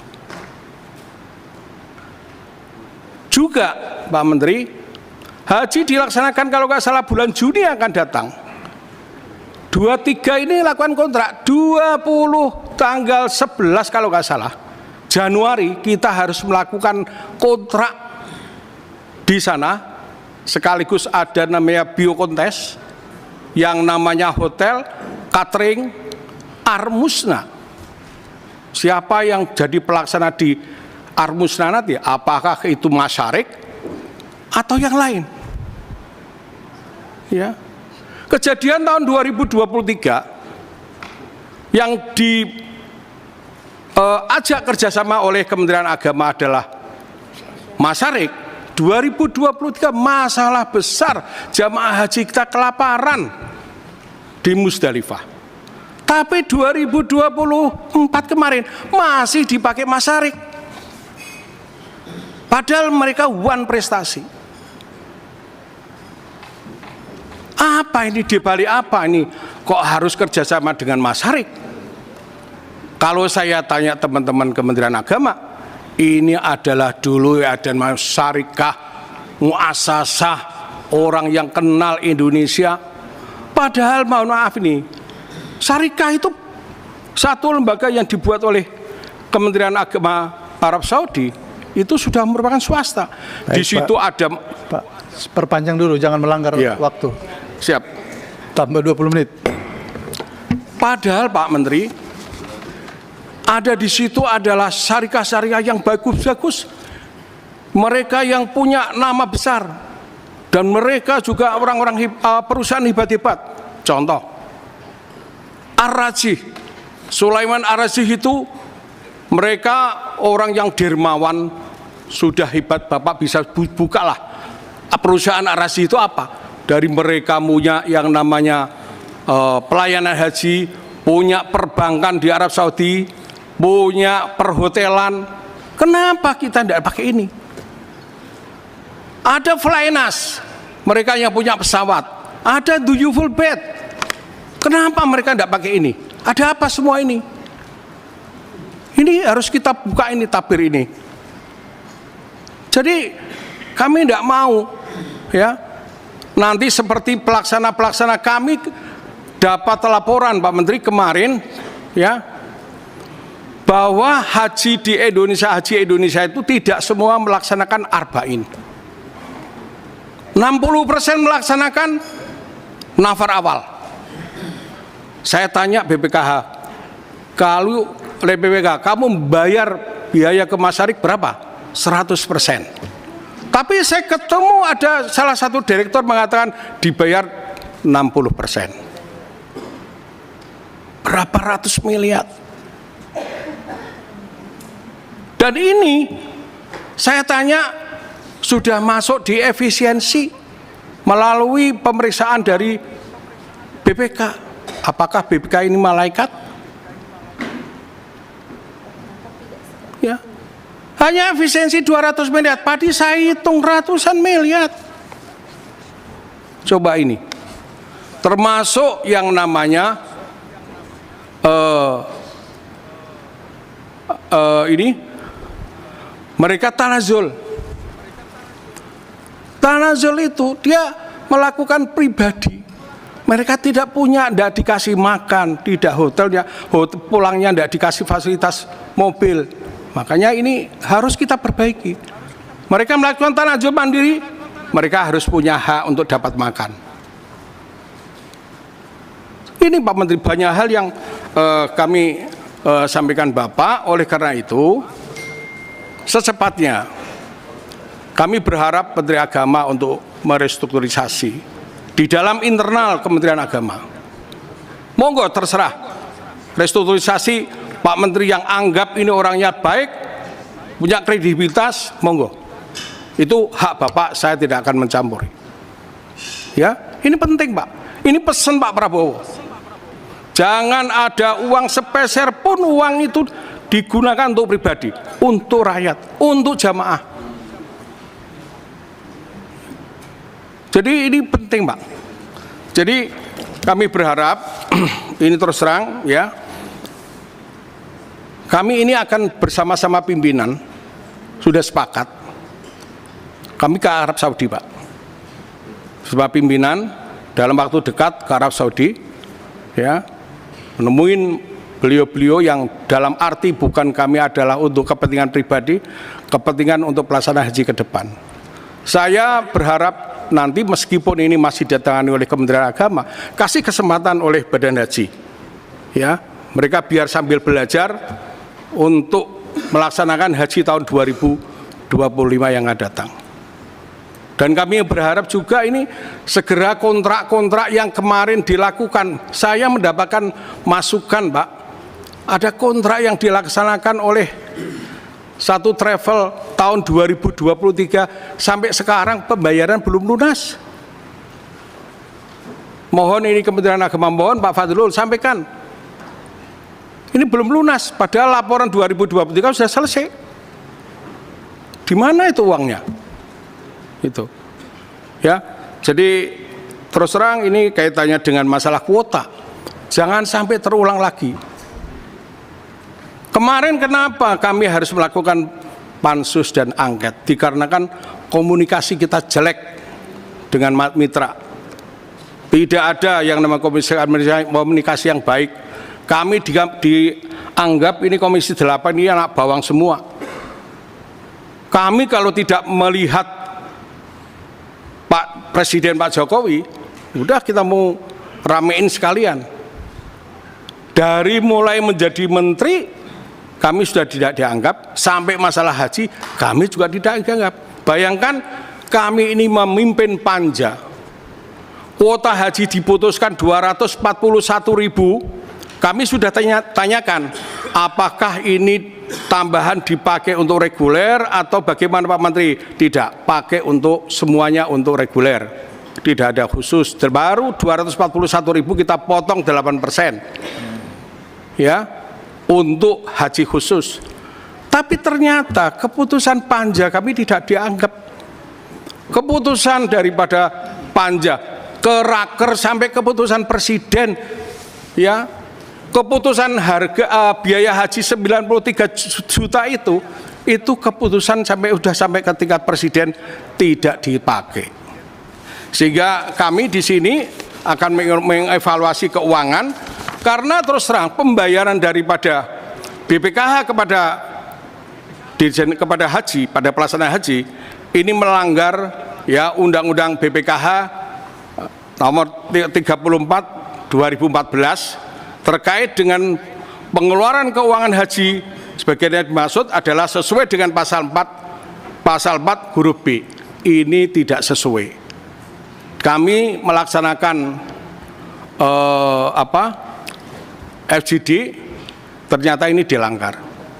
Ini juga kami akan melihat laporan keuangan ini belum selesai, oleh karena itu belum tuntas. Kami berharap Pak Menteri izinkan kami akan nanti mengupas tuntas di dalam namanya FGD.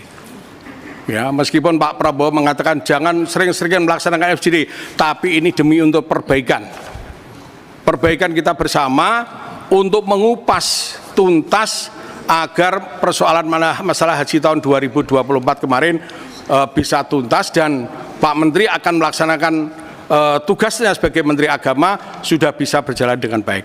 Demikian yang bisa kami sampaikan. Wallahul muwaffiq ila aqwamit thoriq. Wassalamualaikum warahmatullahi wabarakatuh. Waalaikumsalam warahmatullahi wabarakatuh. Ya, apalagi yang mau saya sampaikan, sudah dibabat Pak Wahid semua ini. Baik, terima kasih. Kita cukupkan ya.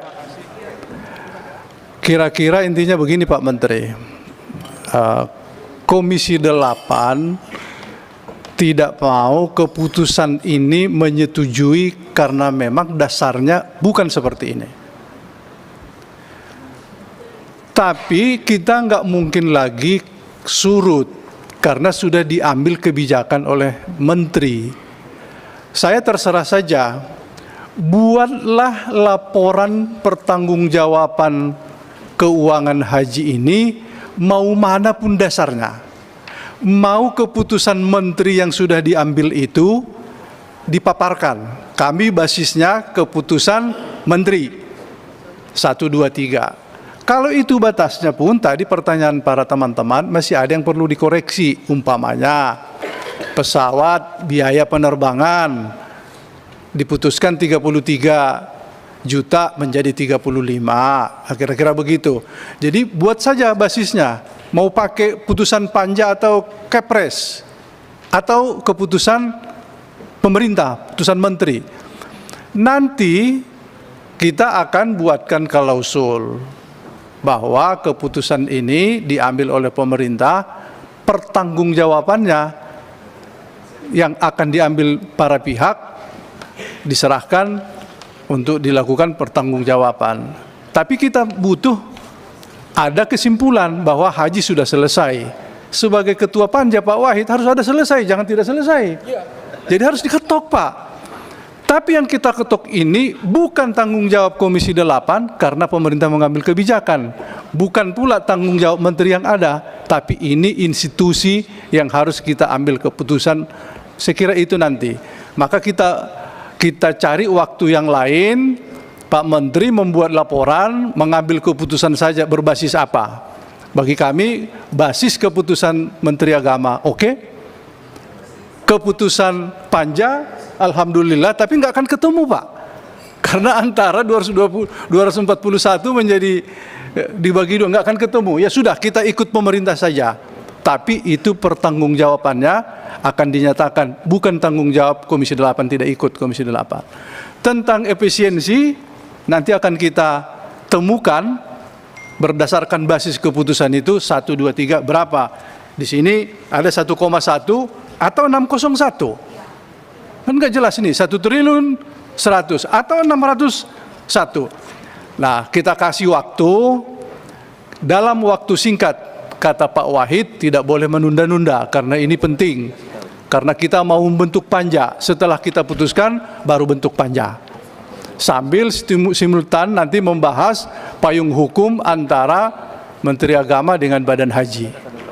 Pak Kepala Badan, inilah, kalaupun Bapak hanya mendengarkan, tapi inilah situasinya. Berbagai ada saran seperti apa haji ke depan, tentu itu tidak mudah bagi kita.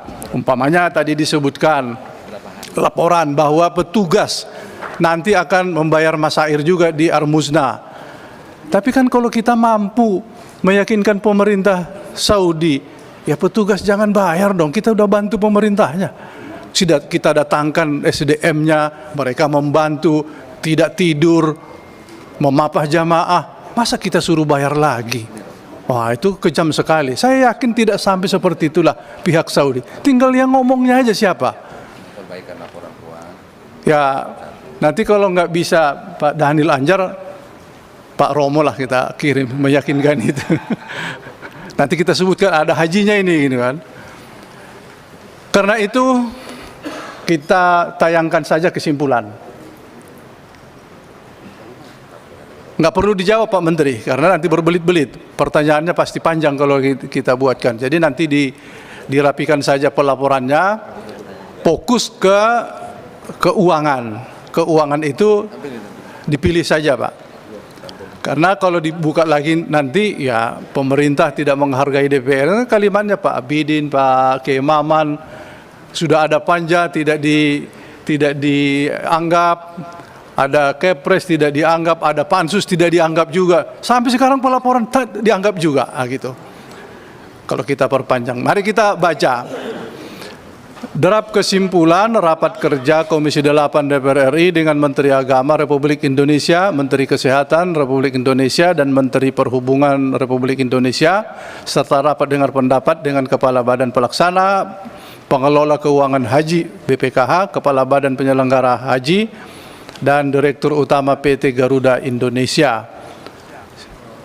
Masa persidangan 1 tahun sidang 2024-2025 Senin 28 Oktober 2024. Dari judul mungkin Badan Penyelenggara Haji belum bisa masuk ya, karena belum diputuskan di paripurna masuk menjadi mitra Komisi 8. Kami kemarin sudah bertemu dengan pimpinan DPR supaya segera membamuskan dan diputuskan di paripurna masuk di dalam mitra kerja Komisi 8. Jadi ini pendengar dulu, pendengar saja dulu Kepala Badan Penyelenggara Haji.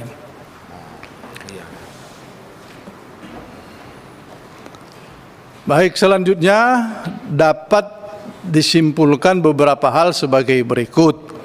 Komisi 8 DPR RI meminta Menteri Agama Republik Indonesia untuk memperbaiki penyampaian evaluasi dan laporan pertanggungjawaban keuangan penyelenggara ibadah haji dengan menyelaraskan pada kesepakatan panja BPIH dan Kepres nomor 6 tahun 2024. Kalau ini kesimpulannya nggak akan ketemu, ya sudah terserah menteri saja basisnya apa. Kalau ke panja lagi nanti nggak akan ketemu karena kita akan bertahan. Kalau bisa itu keputusan ini kita dulu, terakhir baru mereka. Kita di komisi dulu. Ya, izin pimpinan. Kesimpulan rapat kita sepakati untuk DPR dulu. Kalau kita sudah sepakat, kita serahkan ke pemerintah. Jadi kita dulu sepakat, ini enggak kesimpulannya. Oke, silakan Ya, kalau gitu. Lanjut. Poin 2. Komisi 8 DPR RI akan melakukan pembahasan lebih lanjut mengenai laporan pertanggungjawaban keuangan penyelenggaraan ibadah haji tahun 1445 Hijriah 2024 Masehi pada rapat kerja selanjutnya. 3. Komisi 8 DPR RI dan pemerintah menyepakati untuk segera melakukan revisi atas Undang-Undang Nomor 8 Tahun 2019 tentang penyelenggaraan ibadah haji dan umroh serta Undang-Undang Nomor 34 Tahun 2015 tentang pengelolaan keuangan haji dan dalam rangka mendukung peningkatan kualitas dan transformasi kelembagaan penyelenggaraan ibadah haji. 4. Komisi 8 DPR RI meminta Kementerian Agama Republik Indonesia, Kementerian Kesehatan, Kementerian Perhubungan, BPKH, dan PT Garuda Indonesia untuk menindaklanjuti masukan pimpinan dan anggota Komisi 8 DPR RI antara lain menyampaikan data pendukung khususnya terkait sisa atau efisiensi penggunaan dana BPIH yang tercantum dalam laporan keuangan penyelenggaraan ibadah haji. B. Memastikan tidak terdapat double anggaran pada BPIH seperti anggaran PISA. Melakukan restrukturisasi dan pengembangan keterampilan SDM di lingkungan Kementerian Agama Republik Indonesia untuk mendukung peningkatan kinerja penyelenggaraan ibadah haji. Masih ada nggak? Pimpinan. Cukup. Kami persilakan para anggota. Oke. Poin-poin yang menjadi kesimpulan kita ini sudah bisa disepakati atau masih ada koreksi? Koreksi Silakan. pimpinan. Siapa? Bu Seli, Bu Pimpinan. Tadi ada suara laki-laki. Kok jadi merdu gitu ya? Silakan Bu Seli. Ya, ini kaitan poin 2. Komisi 8 DPR RI akan melakukan pembahasan lebih lanjut mengenai laporan pertanggungjawaban keuangan penyelenggaraan ibadah haji. Hanya laporan keuangan ibadah haji saja atau dengan laporan evaluasi penyelenggaraan ibadah haji? Karena kita bahasnya kan 2. Hari ini mengenai evaluasi haji dengan laporan keuangan haji. Berarti ada 2 harusnya pimpinan. Jadi hari ini kan kita sedang membahas tentang evaluasi penyelenggaraan ibadah haji. Kembali ke satu dulu. Poin satu, poin satu. Iya. Ini poinnya meminta Menteri Agama memperbaiki penyampaian evaluasi dan laporan pertanggungjawaban keuangan berdasarkan Panja, BPIH dan Kepres. Ya berarti poin 2-nya. Bukan, ini dulu disepakati, sepakat enggak? Poin 1 dulu. Ya. Kalau poin 1 udah setuju pimpinan, pas. Enggak. Yang lain. Nah poin 2-nya tinggal ditambahkan sama dengan poin 1. Satu dulu. Satu dulu, satu. Poin 1. Bu Seli setuju. Lainnya setuju? Saya tidak setuju. Komisi 9 DPR RI bukan meminta, mendesak. Bukan 9. 8. Oh ya maaf, Komisi 8, sorry. Jangan meminta, mendesak. Kalau yang lain. Mendesak bukan mendesak ya. Saya cara berpikirnya begini. Kalau kita meminta menyelaraskan cara pelaporan pertanggungjawabannya berdasarkan Panja dan Kepres, pasti tidak bisa. Karena mereka sudah mengambil kebijakan.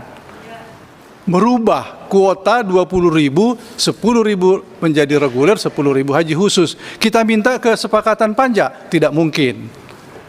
Kalau begitu menurut saya penyampaian evaluasi ini ya berbasiskan keputusan yang diambil begitu saja. Mau yang Panja, mau yang diputuskan menteri, silakan. Kalau kita paksa seperti ini, kita nggak akan mendapatkan kesimpulan.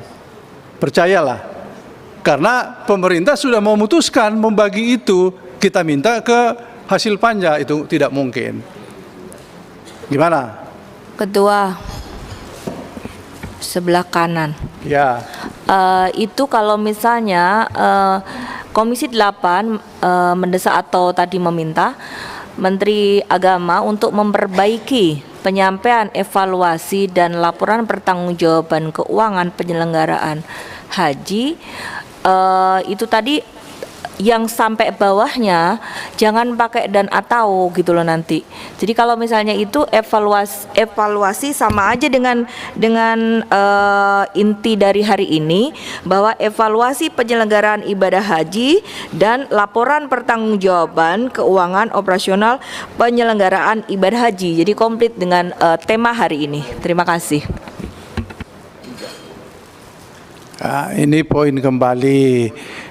Yang dilaporkan hari ini kan basisnya tidak jelas. Apakah keputusan yang diambil oleh pemerintah atau ini kan ada gabung-gabungan ini. Supaya tidak dicampur-campur, ya sudah. Yang mana landasannya pemerintah ini, yang mana? Keputusan pemerintah, silakan. Keputusan pemerintah. Tapi laporan keuangannya disebutkan bahwa kami membuat laporan berdasarkan itu. Berarti kita tidak lagi berbicara mengenai Panja, nggak bicara lagi mengenai Kepres. Tentang itu, kalau itu dianggap salah, itu tindak lanjutnya sebagaimana keputusan Pansus diserahkan ke tindak lanjut. Kalau itu dianggap hukum, ya ke APH. Kalau itu dianggap sudah baik, ya sudah. Gitu, Pak Wahid. Ketua, itu kan gini, karena kementerian sekarang ini kan tidak yang melakukan, ya kan? Ini kan kalau itu kita bebankan pada pemerintahan sekarang atau menteri sekarang, itu juga nggak adil kan, karena ini tidak melakukan. Enggak gitu Pak Wahid. Mohon maaf. Jadi kalau kementerian itu menteri boleh berganti, tetapi kebijakan yang diambil itu adalah kebijakan yang kontinu. Karena makanya dipertanyakan oleh Pak Ketua Pak Mauran tadi bahwa Pak Menteri mendapatkan laporan yang tidak utuh. Satu tuh, itu betul tuh. Nah yang kedua yang kita minta dari poin ini adalah penyelenggaraan ibadah haji tahun 2024, titik aja Ketua, supaya kita tidak terjebak pada itu. Betul. Sehingga apa yang menjadi kekurangan itulah yang penting. Jadi tidak perlu berbasis apa. Nah itu yang poin pertama yang dibawa oleh Pak Ketua Pak Marunda Sawang tadi itu, bahwa apa yang dibacakan hari ini oleh Kementerian Agama itu tidak utuh karena keberatan-keberatan kami itulah sebenarnya yang tadi sudah disampaikan. Jadi cukup sampai penyelenggaraan ibadah haji tahun 1444 Hijriah dan 2004 titik aja dulu. Itu udah menarik. Jadi Coba mau berbasis apapun terserah mereka. Besok kita evaluasi, tapi yang utuh. Jangan coel-coel. Apa ya? Oke, bisa disetujui ya? Ditanyakan pimpinan, ditanyakan kepada ini pemerintah. Sebentar, Gimana? Pak. Belum, ini masih Apa anggota dulu semua sudah selesai sampai habis baru kita lempar ke pemerintah. Jadi saya usul agar katakanlah ada yang bisa menjadikan patokan, paling tidak di kesimpulan itu menjadi tidak lepas dari dinamika yang berkembang pada saat tahun lalu.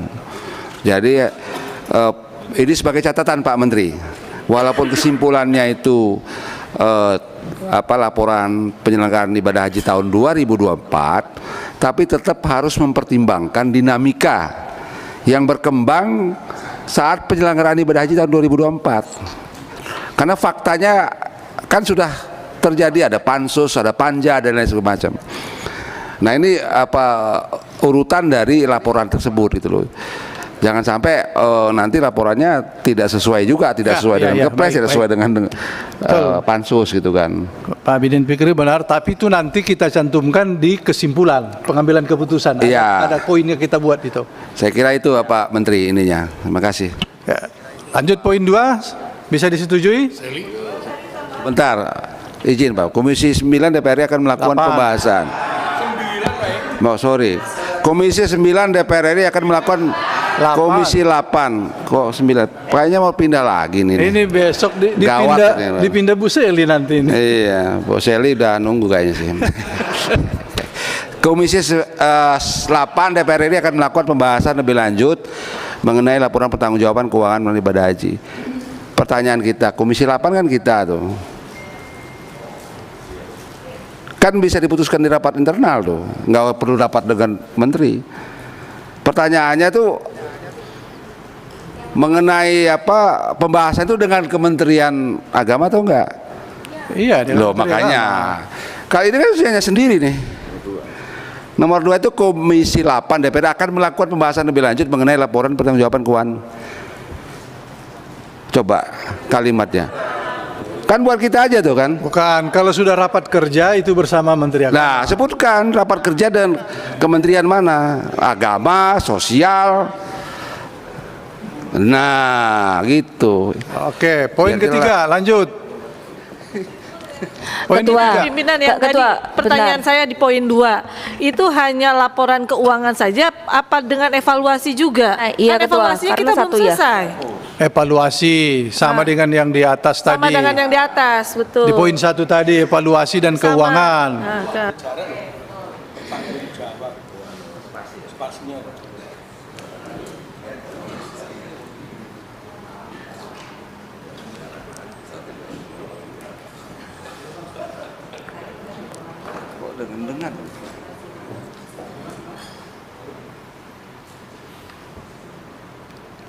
Sudah?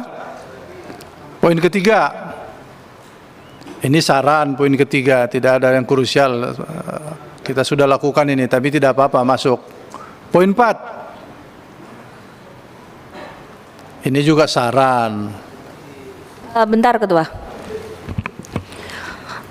Kalau poin 4 itu kan kita dengan meminta Kementerian Agama, Kesehatan, Perhubungan, BPKH, dan atau. Kalau kita melihat dari 1 dan 2 tadi poin, itu bukan dan atau, tapi dan. Makasih. Ya. Oke. Izin pimpinan. Lanjut. Komisi 8 DPR RI mendesak. Jangan. Iya dong, kita meminta. Romo senyum Pak Romo. Antara lain, ya ini semua coba Ini kan saran nih, yang didesak ini, pendukung, sisa atau efisiensi, tidak terdapat double anggaran, melakukan restrukturisasi pengembangan keterampilan SDM. Masuk ya? Ya. Oke. Izin Habis pimpinan. kami, Yang double itu apakah hanya soal visa? enggak double anggaran semua. Tuh. Double anggaran pada BPIH. Ya, jadi begitu aja, memastikan tidak ada double anggaran pada, ya, nggak disebutkan sepertinya. Bisa jadi ada temuan lain nanti ternyata yang visanya nggak double, tapi yang lain double gitu kan. Oke, cukup. Pimpinan, yang terakhir ini kalau bisa, itu ABC ya? Ya. Masih ada D. Kalau bisa D-nya itu memperhatikan keputusan-keputusan pansus haji sebelumnya.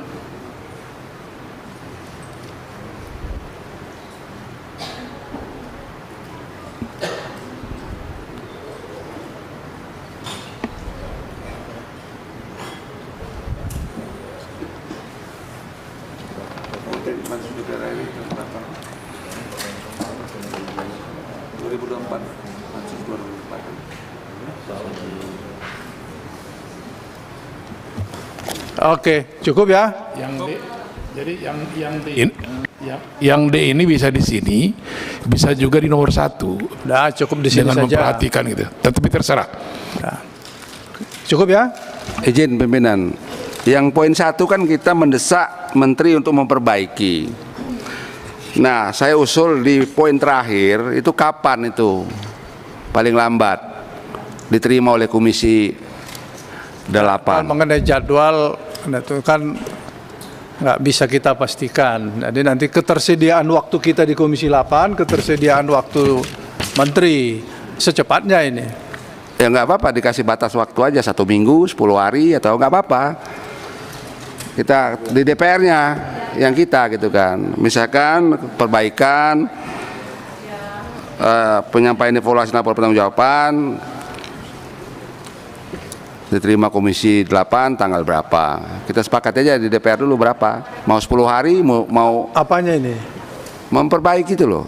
Maksudnya perbaikan itu disambung dengan poin 2, nanti kita raker.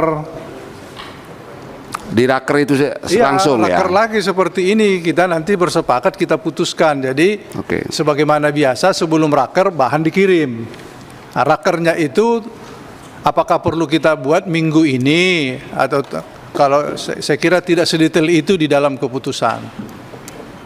Pak Ketua, itu konsinyeringnya kapan tuh?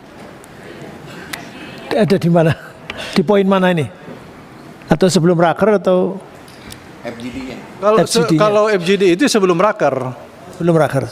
Tapi nggak perlu dituangkan di sini. Nggak perlu saya kira dituangkan. Nanti kita carilah. Cukup ya dari kita ya. Oke, persilakan pemerintah, Pak Menteri. Silakan. Baik Pak, Bismillahirrahmanirrahim. Assalamualaikum warahmatullahi wabarakatuh. Waalaikumsalam. Selamat sore, sudah maghrib nih. Salam sejahtera untuk kita semuanya. Pertama-tama kami semua di sini, terutama saya pribadi, bisa merasakan apa yang Bapak-Bapak sampaikan. Dari lubuk hati kami yang paling dalam bisa merasakan seperti apa yang disampaikan Bapak-Bapak dan Ibu-Ibu tadi. Kami punya komitmen bahwa insya Allah itu tidak perlu terjadi, akan datang. Nauzubillah. Bahkan kami punya komitmen pengantar atau penjelasan pendahuluan dari program kerja nanti akan datang tentang haji. Sebelum Pak Ansari menyebutkan memperhatikan keputusan pansus, substansinya itu pun juga kami akan jadikan sebagai early warning di dalam mukaddimah program kerja kami akan datang tentang haji ini, supaya menjadi direction kepada siapapun di antara kami semua di sini agar tidak terjadi pengulangan-pengulangan. Yang kedua juga kami catat semuanya ya, dan ini bahkan kami stabilo Pak. Saya juga mohon maaf ya, sebetulnya ada beberapa keberatan dan pertanyaan bapak-bapak dan ibu-ibu yang mulia. Sebetulnya sudah ada di uraian laporan pertanggungjawaban ini, cuman saya tidak bisa membaca semuanya ya, misalnya tentang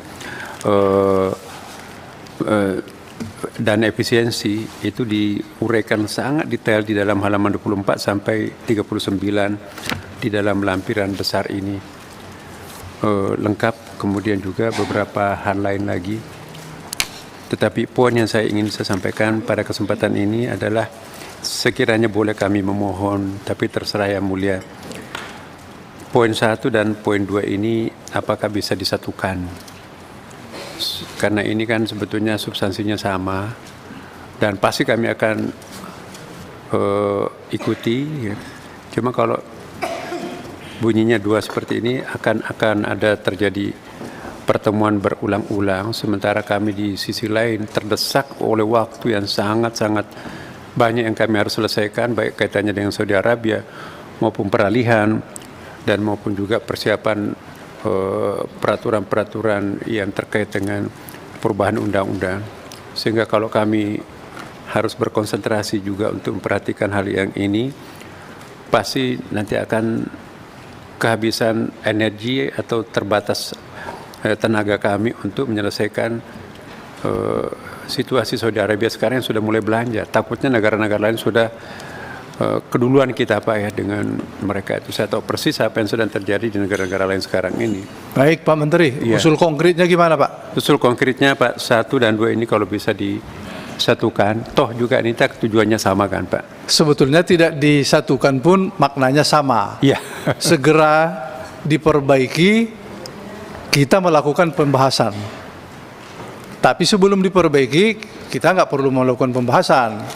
Kalaupun mau digabung, Komisi 8 mendesak penyelenggara ibadah haji dan segera melakukan pembahasan lebih lanjut mengenai evaluasi penyelenggaraan haji dalam raker yang akan datang. Iya Pak.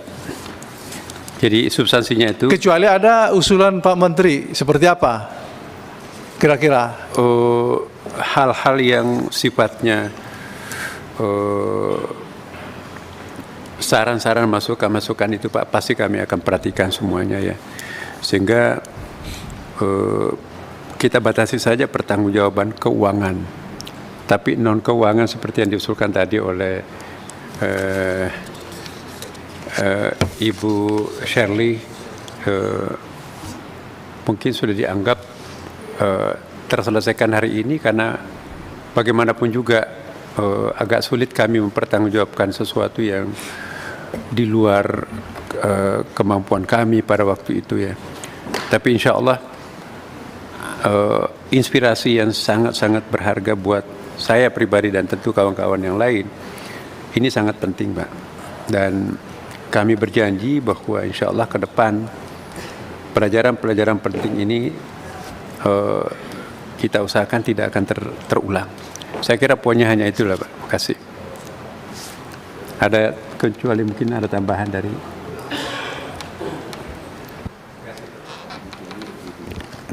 Ini belum ada kalimat yang pas ini yang dimaksud Pak Menteri itu bagaimana Maksud Pak? saya tadi Pak, sorry maaf Pak. Saya membaca redaksi yang poin 1 dan 2 ini mengisyaratkan ada rangkaian pertemuan. Jadi pertemuan pertama nanti ada melaporkan seperti hari ini, kemudian nanti akan terjadi pembahasan lagi. Bukan Pak. Yang dimaksudkan ini adalah, paham nih Pak anggota ya, yang kita maksud itu adalah kita segera melakukan rapat kerja, tapi sebelum rapat kerja diperbaiki dulu. Ya. Jangan yang ini lagi dilaporkan. Itu maksud kalimatnya begitu. Ya, Tapi kalau ada usulan dari Pak Menteri, kalimatnya seperti apa, ayo kita tampung. Atau dibantu dengan Pak Wamen. Kalimat. Ya, kalau maksudnya itu seperti itu maksud kami juga Pak. Jadi insya Allah tidak ada masalah dengan redaksi ini kalau seperti itu pemahaman Ya, Bapak. kami cari waktu 2 hari ini kita melakukan raker lagi, dilaporkan lagi di situ, basisnya terserah pemerintah. Ya. mau panja, mau keputusan pemerintah, yang jelas harus ada, oh ini sekian, oh kemarin diputuskan sekian gitu. Jadi ada dasarnya. Kalau yang ini kan kita ada saran tadi, belum tahu kita ini satuannya di mana. Ada yang mengatakan pesawat diputuskan 33, di sini laporannya 35 gitu. Yang begitu diperbaiki, Pak. Iya. Hanya itu saja, bukan membuat 2 kali rapat lagi kita ini. Sekali aja, pada raker nanti sudah diperbaiki. Oke, gitu, Pak. siap Bapak. Yang lain? Pak Ketua, tadi saya diingatkan Pak Hidayat Nur Wahid supaya ini nih, mulai rapat tepat waktu, tapi ini jangan sampai juga sholat molor. Ya, oke. Jadi bisa kita putuskan? Kita putuskan kesimpulan, draft kesimpulan menjadi kesimpulan sebagaimana yang kita baca tadi. Oke, selesai.